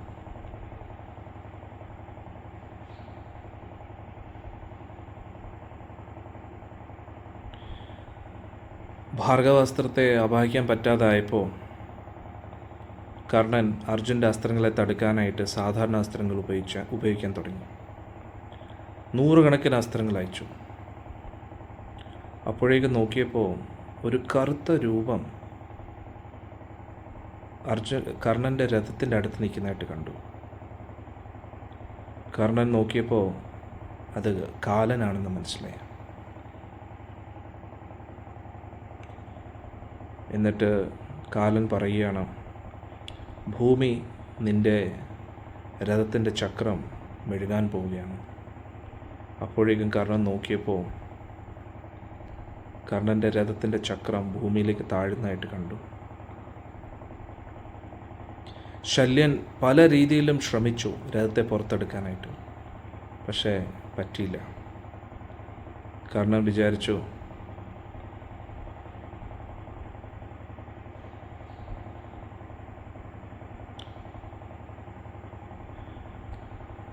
അപ്പോഴേക്കും കർണൻ ധർമ്മത്തെ കുറ്റം പറയാൻ തുടങ്ങി. കർണൻ പറഞ്ഞു, ഞാൻ എപ്പോഴും കേട്ടു ധർമ്മിഷ്ഠരായിട്ടുള്ള വ്യക്തികളെ ധർമ്മം തന്നെ സംരക്ഷിക്കുമെന്ന്. ഞാൻ എപ്പോഴും എൻ്റെ ധർമ്മം പാലിച്ചതാണ്. പിന്നെ എന്തുകൊണ്ടാണ് ഞാൻ ഇങ്ങനെ നാശത്തിലേക്ക് പോയിക്കൊണ്ടിരിക്കുന്നത്? ഈ യുദ്ധത്തിൽ എൻ്റെ എല്ലാ ഉദ്യമനങ്ങളും പരാജയപ്പെടുകയാണല്ലോ. അങ്ങനെ വിഷമിച്ചിരിക്കുന്ന സമയത്ത് അർജുൻ തുടർച്ചയായിട്ട് അസ്ത്രങ്ങൾ അയച്ചുകൊണ്ടിരിക്കുകയാണ്.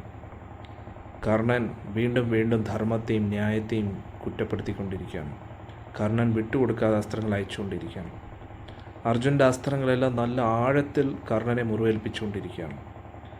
മരം നല്ല കൊടുങ്കാറ്റിൽ കുലുങ്ങുന്നത് പോലെ കർണൻ കുലുങ്ങിക്കൊണ്ടിരിക്കുകയാണ്. പക്ഷേ ഭ്രാന്ത് പിടിച്ച പോലെ കർണൻ വീണ്ടും അസ്ത്രങ്ങൾ അയച്ചുകൊണ്ടിരിക്കുകയാണ്. ആ അസ്ത്രങ്ങളുടെ ആഘാതത്തിൽ അർജുനും നന്നായി മുറിവേറ്റു, ഭഗവാൻ കൃഷ്ണനും മുറിവേറ്റു. കർണൻ ഇപ്പോഴും വളരെ ശക്തമായിട്ട് യുദ്ധം ചെയ്യുന്നുവെന്ന് കണ്ടപ്പോൾ, ഇത്രയും മുറിവേറ്റിട്ടും നല്ല തളർന്നിരുന്നിട്ടും കർണൻ ഇത്രയും ശക്തമായിട്ട് യുദ്ധം ചെയ്യുന്നത് കണ്ടിട്ട് ഭഗവാൻ കൃഷ്ണൻ പറഞ്ഞു, അർജുന, ശക്തമായിട്ടുള്ള അസ്ത്രങ്ങൾ അയക്കൂ. കർണൻ ജയത്തിന് വേണ്ടി കാംക്ഷിച്ചുകൊണ്ട് അസ്ത്രങ്ങൾ അയച്ചുകൊണ്ടിരിക്കുകയാണ്. അതുകൊണ്ട് നിൻ്റെ എല്ലാ അസ്ത്രങ്ങളും ഉപയോഗിക്കാൻ പറഞ്ഞു, നിൻ്റെ എല്ലാ ശക്തികളും ഉപയോഗിക്കാൻ പറഞ്ഞു. അപ്പോഴേക്കും അർജുൻ ബ്രഹ്മാസ്ത്രത്തെ ആവാഹിക്കാനുള്ള മന്ത്രം ഉരുവിടാൻ തുടങ്ങി.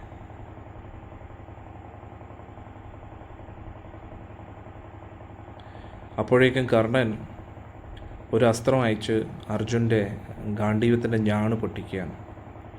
അപ്പോഴേക്കും അർജുൻ വീണ്ടും ഞാണ് കെട്ടുകയാണ്.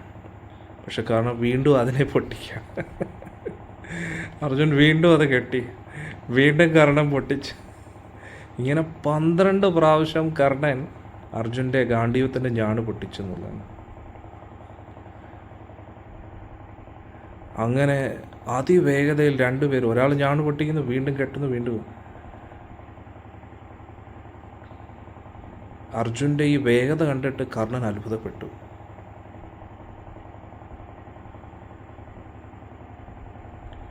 അങ്ങനെ തുടർച്ചയായിട്ട് കർണൻ പടപടപടാന്ന് അസ്ത്രം അയച്ച് ഒരു നിമിഷത്തേക്ക് അർജുനെ ഒന്ന് സ്തംഭിപ്പിച്ചു. അർജുന് കുറച്ച് സമയം എടുക്കേണ്ടി വന്നു ആ ഞാണ് കെട്ടാൻ. അത്രയ്ക്ക് അസ്ത്രങ്ങൾ അയച്ചു. ഇത് നല്ലൊരു അവസരമാണെന്ന് കണ്ടിട്ട് കർണൻ രഥത്തിൽ നിന്ന് ചാടുകയാണ്. എന്നിട്ട് ആ പൊതഞ്ഞ ചക്രത്തെ പുറത്തെടുക്കാൻ ശ്രമിക്കുകയാണ്. സമ്പൂർണ്ണ ശക്തി ഉപയോഗിച്ച് ആ രഥത്തിൻ്റെ ചക്രത്തെ പുറത്തു കൊണ്ടുവരാൻ ശ്രമിച്ചു. ശക്തമായിട്ടുള്ള കർണൻ്റെ കൈകളൊക്കെ ഉപയോഗിച്ചു, എല്ലാ ശക്തിയും ഉപയോഗിച്ചു. ആ ശക്തി കാരണം ഭൂമി കുലുങ്ങാൻ തുടങ്ങി. അതായത് കർണൻ്റെ ആ ബലപ്രയോഗം കാരണം ഭൂമി കുലുങ്ങാൻ തുടങ്ങി, പർവ്വതങ്ങളും സമുദ്രങ്ങളും ഇളകാൻ തുടങ്ങി. കർണൻ്റെ ശക്തി ഒന്നല്ല, പക്ഷെ ചക്രം മാത്രം അനങ്ങിയില്ലെന്നല്ല. ഇതുവരികയല്ലേ, കർണൻ്റെ ശക്തി കാരണം പർവ്വതങ്ങളും സമുദ്രങ്ങളും ഇളകാൻ തുടങ്ങി. പക്ഷേ രഥത്തിൻ്റെ ചക്രം മാത്രം അനങ്ങിയില്ലെന്നുള്ളത്. ഹരേ കൃഷ്ണ. അവസാനം കർണൻ കരഞ്ഞു. അർജുൻ അടുത്തെത്തി എന്ന് കണ്ടപ്പോൾ കർണൻ പറഞ്ഞു, പാർത്ഥ, ഈ രഥത്തിൻ്റെ ചക്രം പുറത്തെടുക്കുന്നവരെ നീ ഒന്ന് നിൽക്കണം. ഭീരുക്കൾ ചെയ്യുന്ന ആ പ്രവൃത്തിയിലേക്ക് നീ പോകരുത്.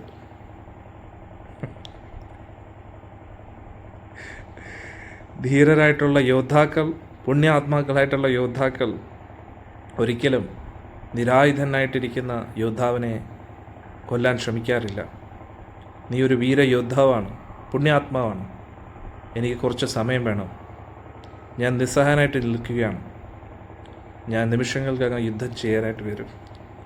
അതുകൊണ്ട് ധർമ്മത്തെ നീ മറന്നു പോകരുത്, ക്ഷത്രിയ ധർമ്മത്തെ നീ മറന്നു പോകരുത്. അതുകൊണ്ട് ഞാൻ ഈ രഥത്തിൻ്റെ ചക്രത്തെ പുറത്തെടുക്കുന്നവരെ നീ കാത്തു നിൽക്കണമെന്ന് പറഞ്ഞു. ഇത്രയും ദയനീയാവസ്ഥയിൽ പറയുന്ന കേട്ടിട്ട് ഭഗവാൻ ചിരിച്ച് എന്നിട്ട് പറഞ്ഞു,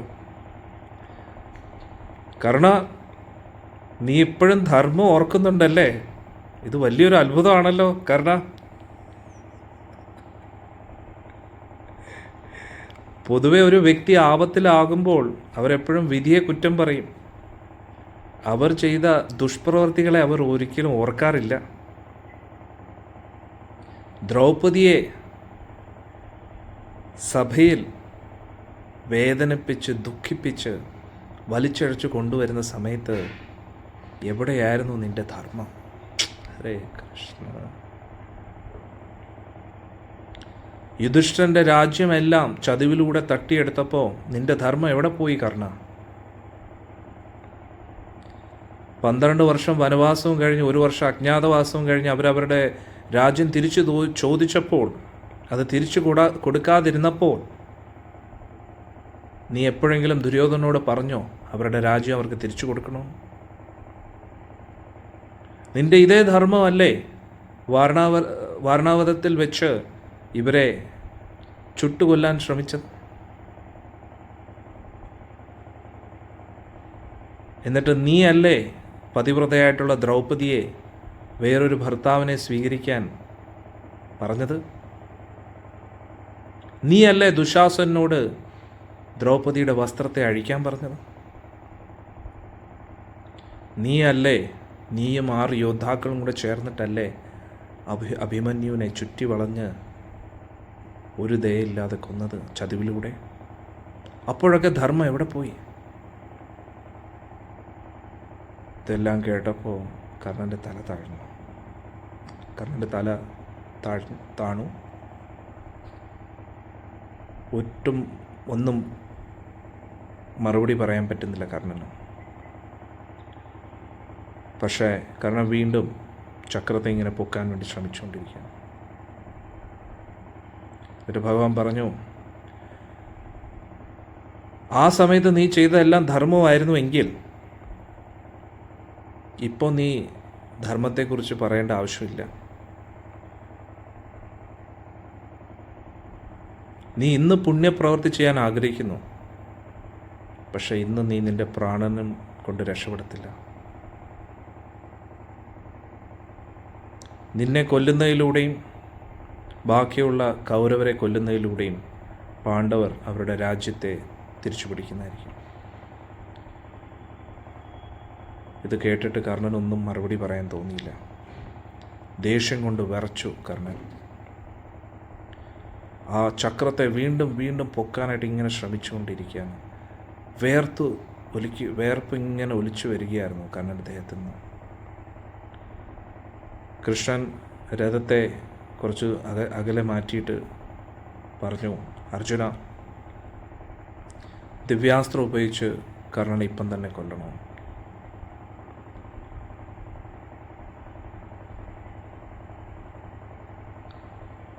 കർണൻ ചെയ്ത ഓരോ ദുഷ്പ്രവൃത്തികളും അർജുൻ ഓർമ്മ വന്നു.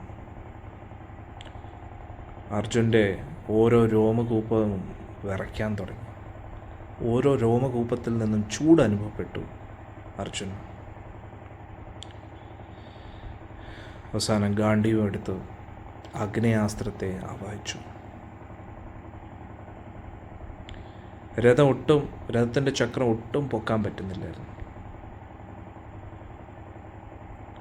വീണ്ടും കർണൻ രഥത്തിൽ കയറുകയാണ്. എന്നിട്ട് വില്ല് വീണ്ടും പിടിക്കുകയാണ്.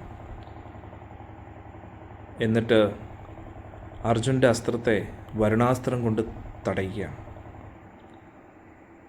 നിസ്സഹായ അവസ്ഥയിൽ കർണൻ വീണ്ടും വീണ്ടും യുദ്ധം തുടരുകയാണ്. 100 കണക്കിന് അസ്ത്രങ്ങൾ അയച്ചു.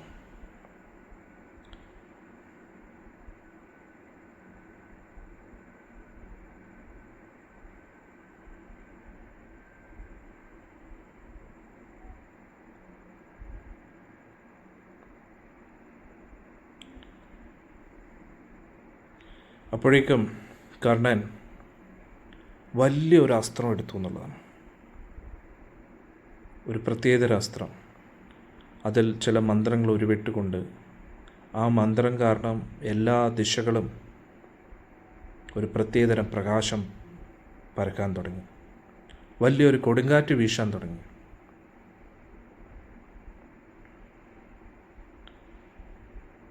ദേവന്മാർക്ക് വരെ ഭയം തോന്നി. പാണ്ഡവരെല്ലാവരും ഭഗവാൻ കൃഷ്ണനോട് പ്രാർത്ഥിച്ചു, നമ്മളെ രക്ഷിക്കണേ എന്ന് പറഞ്ഞു. ഇടി വെട്ടുന്ന പോലെ ആ അസ്ത്രം ചീറിപ്പാഞ്ഞു വരികയാണ്. അത് അർജുൻ്റെ നെഞ്ചത്തിൽ നല്ല ആഴത്തിൽ കുത്തിക്കയറി എന്നുള്ളതാണ്. അർജുൻ സ്തംഭിച്ചു പോയി എന്നുള്ളതാണ്. അന്നേരം ആ ശക്തമായിട്ടുള്ള കവചത്തെയും ഭേദിച്ച് അത് അർജുൻ്റെ നെഞ്ച് തുളച്ച് കയറി എന്നുള്ളത്. നന്നായിട്ട് അർജുൻ കുലുങ്ങി. എന്നിട്ട് കയ്യിൽ നിന്ന് ഗാണ്ഡീവം താഴെ വീഴുകയാണ്. ഈ സമയം കൊണ്ട് കർണൻ വീണ്ടും രഥത്തിൽ നിന്ന് ചാടുകയാണ്. എന്നിട്ട് വീണ്ടും ചക്രത്തെ പൊക്കാൻ ശ്രമിക്കുകയാണ്. വീണ്ടും ശ്രമിച്ചുകൊണ്ടിരിക്കുകയാണ്. പക്ഷേ രഥം അനങ്ങുന്നില്ല. കർണൻ ദേഷ്യത്താൽ വിറച്ചുകൊണ്ടിരിക്കുകയാണ്. ആ സമയം കൊണ്ട് അർജുൻ്റെ സ്വഭാവം തിരിച്ചു കിട്ടുകയാണ്. അപ്പോൾ അർജുൻ ഒരു അസ്ത്രം ഗാണ്ഡീവത്തിൽ വയ്ക്കുകയാണ്. എന്നിട്ട് ആ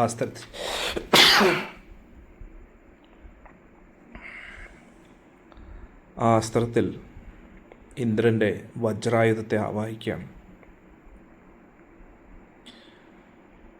അപ്പോഴേക്കും ഭഗവാൻ കൃഷ്ണൻ കർണൻ്റെ അടുത്തേക്ക് രഥത്തെ നീക്കുകയാണ്. എന്നിട്ട് ഭഗവാൻ കൃഷ്ണൻ പറഞ്ഞു, അർജുന, എത്രയും പെട്ടെന്ന് ഈ അസ്ത്രത്തെ അയക്കൂ. എന്നിട്ട് കർണൻ്റെ തലയറക്കുന്നു. അവൻ വീണ്ടും രഥത്തിൽ കയറുന്നതിന് മുമ്പേ എന്ന് പറഞ്ഞു. അർജുൻ ഗാണ്ഡീവത്തെ നല്ല ശക്തമായിട്ട് വളയ്ക്കുകയാണ്. ചെവി വരെ അതിൻ്റെ ഞാണ് പോവുകയാണ്. എന്നിട്ട് നന്നായിട്ട് ഉന്നം പിടിച്ചിട്ട് എല്ലാ യോദ്ധാക്കളും ഇങ്ങനെ അനങ്ങാതെ നോക്കി നിൽക്കെ, ആകാശത്ത് മുഴുവൻ ഋഷിമാരും എല്ലാവരും നോക്കി നിൽക്കെ. എന്നിട്ട് എല്ലാവരും പറയുകയാണ്, ഈ ലോകത്തിന് ശാന്തി വരട്ടെ, ഇതോടുകൂടി എല്ലാവർക്കും നന്മ വരട്ടെ എന്നൊക്കെ എല്ലാവരും പ്രാർത്ഥിച്ചുകൊണ്ടിരുന്നപ്പോൾ അർജുനൻ ഉന്നം പിടിച്ചുകൊണ്ട് പറയുകയാണ്, ഞാൻ വേണ്ടവോളം തപസ്യ ചെയ്തു എന്നത് സത്യമാണെങ്കിൽ, ഞാൻ മുതിർന്നവരെ ബഹുമാനിച്ചിട്ടുണ്ട് എന്നത് സത്യമാണെങ്കിൽ, നല്ല ഉപദേശങ്ങളെല്ലാം ഞാൻ സ്വീകരിച്ചു എന്നത് സത്യമാണ് എങ്കിൽ, ഈ ഒരു അസ്ത്രത്തിലൂടെ കർണൻ മരിക്കട്ടെ എന്ന് പറഞ്ഞു. എന്നിട്ട് അർജുൻ ഗാണ്ഡീവത്തിൽ നിന്ന് അസ്ത്രം അയക്കുകയാണ്. സൂര്യരശ്മി പോലെ അസ്ത്രം ചീറിപ്പാഞ്ഞു വരികയാണ്. ഒരു പ്രത്യേകതര തിളക്കം ആ ഒരു അസ്ത്രത്തിനുണ്ടായിരുന്നു.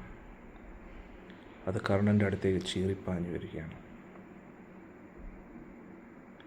അങ്ങനെ ആ രഥത്തിൻ്റെ ചക്രം പിടിച്ചുകൊണ്ടിരിക്കുന്ന ആ സമയത്ത് തന്നെ ആ അസ്ത്രം കർണൻ്റെ കഴുത്തിൽ കൊള്ളുകയാണ്. അത് കർണൻ്റെ തലയറുത്ത് ഭൂമിയിൽ വീഴ്ത്തുകയാണ്.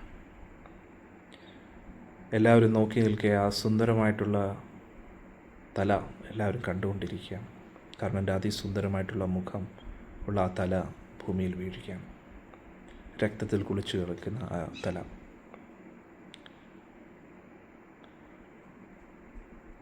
അപ്പോഴേക്കും കർണൻ്റെ ദേഹത്തിൽ നിന്നും ഒരു പ്രത്യേകതരം തേജസ് ഉയരുകയാണ്. എന്നിട്ടത് സൂര്യനിലേക്ക് പ്രവേശിക്കുകയാണ്. ഇത് കണ്ട ഉടനെ പാണ്ഡവരെല്ലാവരും ആഹ്ലാദിച്ചു, വാദ്യോപകരണങ്ങളൊക്കെ വായിച്ചു. അർജുനും കൃഷ്ണനും സന്തോഷം കൊണ്ട് തുള്ളിച്ചാടാൻ തുടങ്ങി. അവരുടെ പാഞ്ചജന്യം ദേവദത്തം ഊതി. ചുറ്റും ഒരുപാട് യോദ്ധാക്കൾ അർജുനെ പ്രശംസിച്ചു. അവരെല്ലാം നൃത്തം ചെയ്യാൻ തുടങ്ങി. അവരെല്ലാം അത്ഭുതത്തോടുകൂടി കർണൻ്റെ ആ ശവത്തെ നോക്കുകയായിരുന്നു.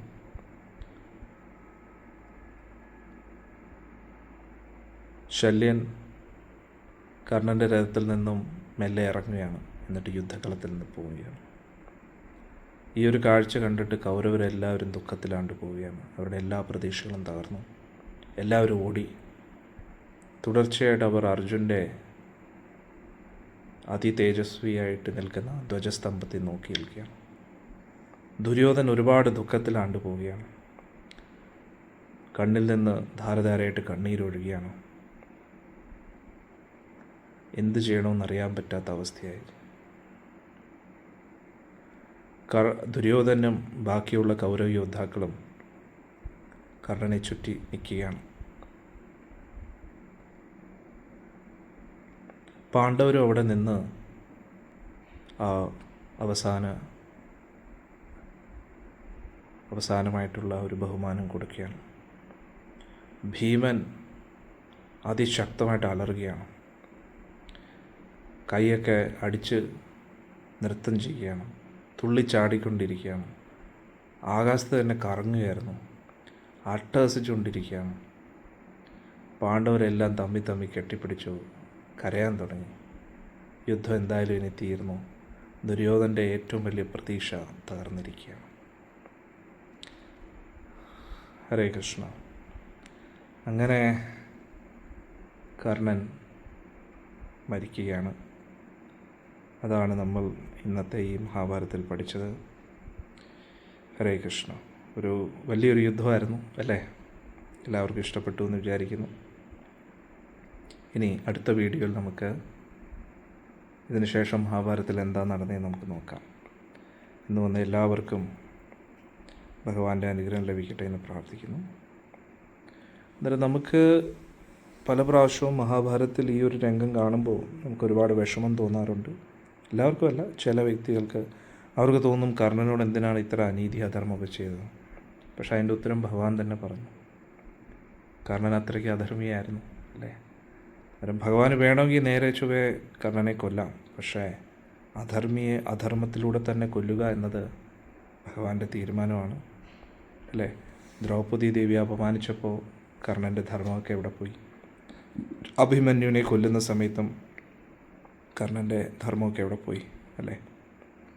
അന്നേരം ഒരുപാട് അധർമ്മത്തിന് കൂട്ടുന്നു കർണൻ. അതുകൊണ്ട് തന്നെയാണ് ഇപ്പോൾ ഈ യുദ്ധത്തിൽ തന്നെ കണ്ടില്ലേ, അർജുൻ പല പ്രാവശ്യവും കർണനെ കൊല്ലേണ്ട ഒരു സാഹചര്യത്തിൻ്റെ അടുത്ത് വരെ എത്തിയിരുന്നു. അന്നേരം ഒരിക്കലും നമുക്ക് പറയാൻ കഴിയില്ല രഥം ഭൂമിയിൽ താഴ്ന്നത് കൊണ്ട് മാത്രമാണ് അർജുൻ കൊന്നതെന്ന്. കർണനും തീർച്ചയായിട്ടും ശക്തനായിട്ടുള്ളൊരു യോദ്ധാവാണ്. പക്ഷേ കർണൻ അവിടം വരെ എത്തിയതും അധർമ്മത്തിലൂടെയാണ് അല്ലേ? ഒരുപാട് അധർമ്മങ്ങൾ ചെയ്താണ് കർണൻ അവിടം വരെ എത്തിയത്. അന്നേരം ആ അധർമ്മത്തിൻ്റെ ഫലമാണ് കർണൻ അവസാനം അനുഭവിക്കേണ്ടി വരുന്നത്. അന്നേരം നമ്മൾ നമ്മുടെ ജീവിതത്തിൽ നിന്ന് ഇത് പഠിക്കേണ്ടത്, നമുക്ക് ഒരുപാട് കഴിവുകളൊക്കെ ഉണ്ടായിരിക്കാം. പക്ഷേ ആ കഴിവുകളെ എന്തിനു വേണ്ടി ഉപയോഗിക്കണം എന്ന് ഒരു കൃത്യമായിട്ടുള്ള ഒരു ലക്ഷ്യം നമുക്കുണ്ടായിരിക്കണം. നമ്മൾ അധർമ്മത്തിന് വേണ്ടിയാണ് അത് ഉപയോഗിക്കുന്നത് എങ്കിൽ അതിൻ്റെ റിസൾട്ട് നമ്മൾ എന്തായാലും അനുഭവിക്കേണ്ടി വരും അല്ലേ? എല്ലാം കൊണ്ടും പാണ്ഡവർക്ക് അർഹതപ്പെട്ടതായിരുന്നു ആ രാജ്യമൊക്കെ. അത് അവരിൽ നിന്ന് തടഞ്ഞെടുത്തു. ചതിവിലൂടെ അവരെ ദ്രോഹിക്കാൻ ശ്രമിച്ചു. അതിനെല്ലാം കർണൻ കൂട്ടുകയാണ്. അതൊരിക്കലും ശരിയായില്ല. അതിൻ്റെ എല്ലാം റിസൾട്ടാണ് കർണൻ അവസാനം എല്ലാ ഗുണങ്ങളുണ്ടായിട്ടും ഒന്നുമില്ലാതെ എല്ലാം നഷ്ടപ്പെടേണ്ടി വന്നു. മരണം എല്ലാവർക്കും സംഭവിക്കും, പക്ഷേ ആ മരണം ഏത് രീതിയിലുള്ള മരണമായിരിക്കും എന്നതും ഇമ്പോർട്ടൻ്റ് ആണല്ലോ, അല്ലേ? അങ്ങനെ ഒരുപാട് കാര്യങ്ങൾ. ഇന്നും നമ്മൾ കർണനെക്കുറിച്ച് ചർച്ച ചെയ്യുന്നു. 5000 വർഷങ്ങൾക്ക് മുമ്പേ വന്ന ഒരു വ്യക്തിയാണ്. പക്ഷേ എന്നും നമ്മൾ കർണനെക്കുറിച്ച് ചിന്തിക്കുന്ന എല്ലാം നെഗറ്റീവ് കാര്യങ്ങൾക്ക് വേണ്ടിയാണ്. അതുകൊണ്ട് നമ്മളെപ്പോഴും ഓർക്കണം, നമ്മൾ ചെയ്യുന്ന പ്രവൃത്തികൾ എന്തായിരിക്കുമെന്ന്. അത് ഈ ഭൂമിയുടെ നന്മയ്ക്ക് വേണ്ടിയാണോ, അതോ നമ്മൾ ചെയ്യുന്ന പ്രവൃത്തികൾ മറ്റാർക്കും ഒരു വിഷമം ഉണ്ടാക്കരുത്, ന്യായത്തിന് വേണ്ടി നമ്മളെപ്പോഴും പോരാടണം, അല്ലാതെ അധർമ്മത്തിന് വേണ്ടിയല്ല എന്ന് നമ്മൾ മനസ്സിലാക്കണം. അങ്ങനെ ഒരുപാട് കാര്യങ്ങൾ ഇന്നത്തെ ഈ മഹാഭാരതത്തിലൂടെ നമുക്ക് പഠിക്കാൻ പറ്റും. ഇനി നാളത്തെ വീഡിയോയിൽ ഇതിന് ശേഷം മഹാഭാരതത്തിൽ എന്താ നടക്കുന്നത് നമുക്ക് നോക്കാം. ഹരേ കൃഷ്ണ.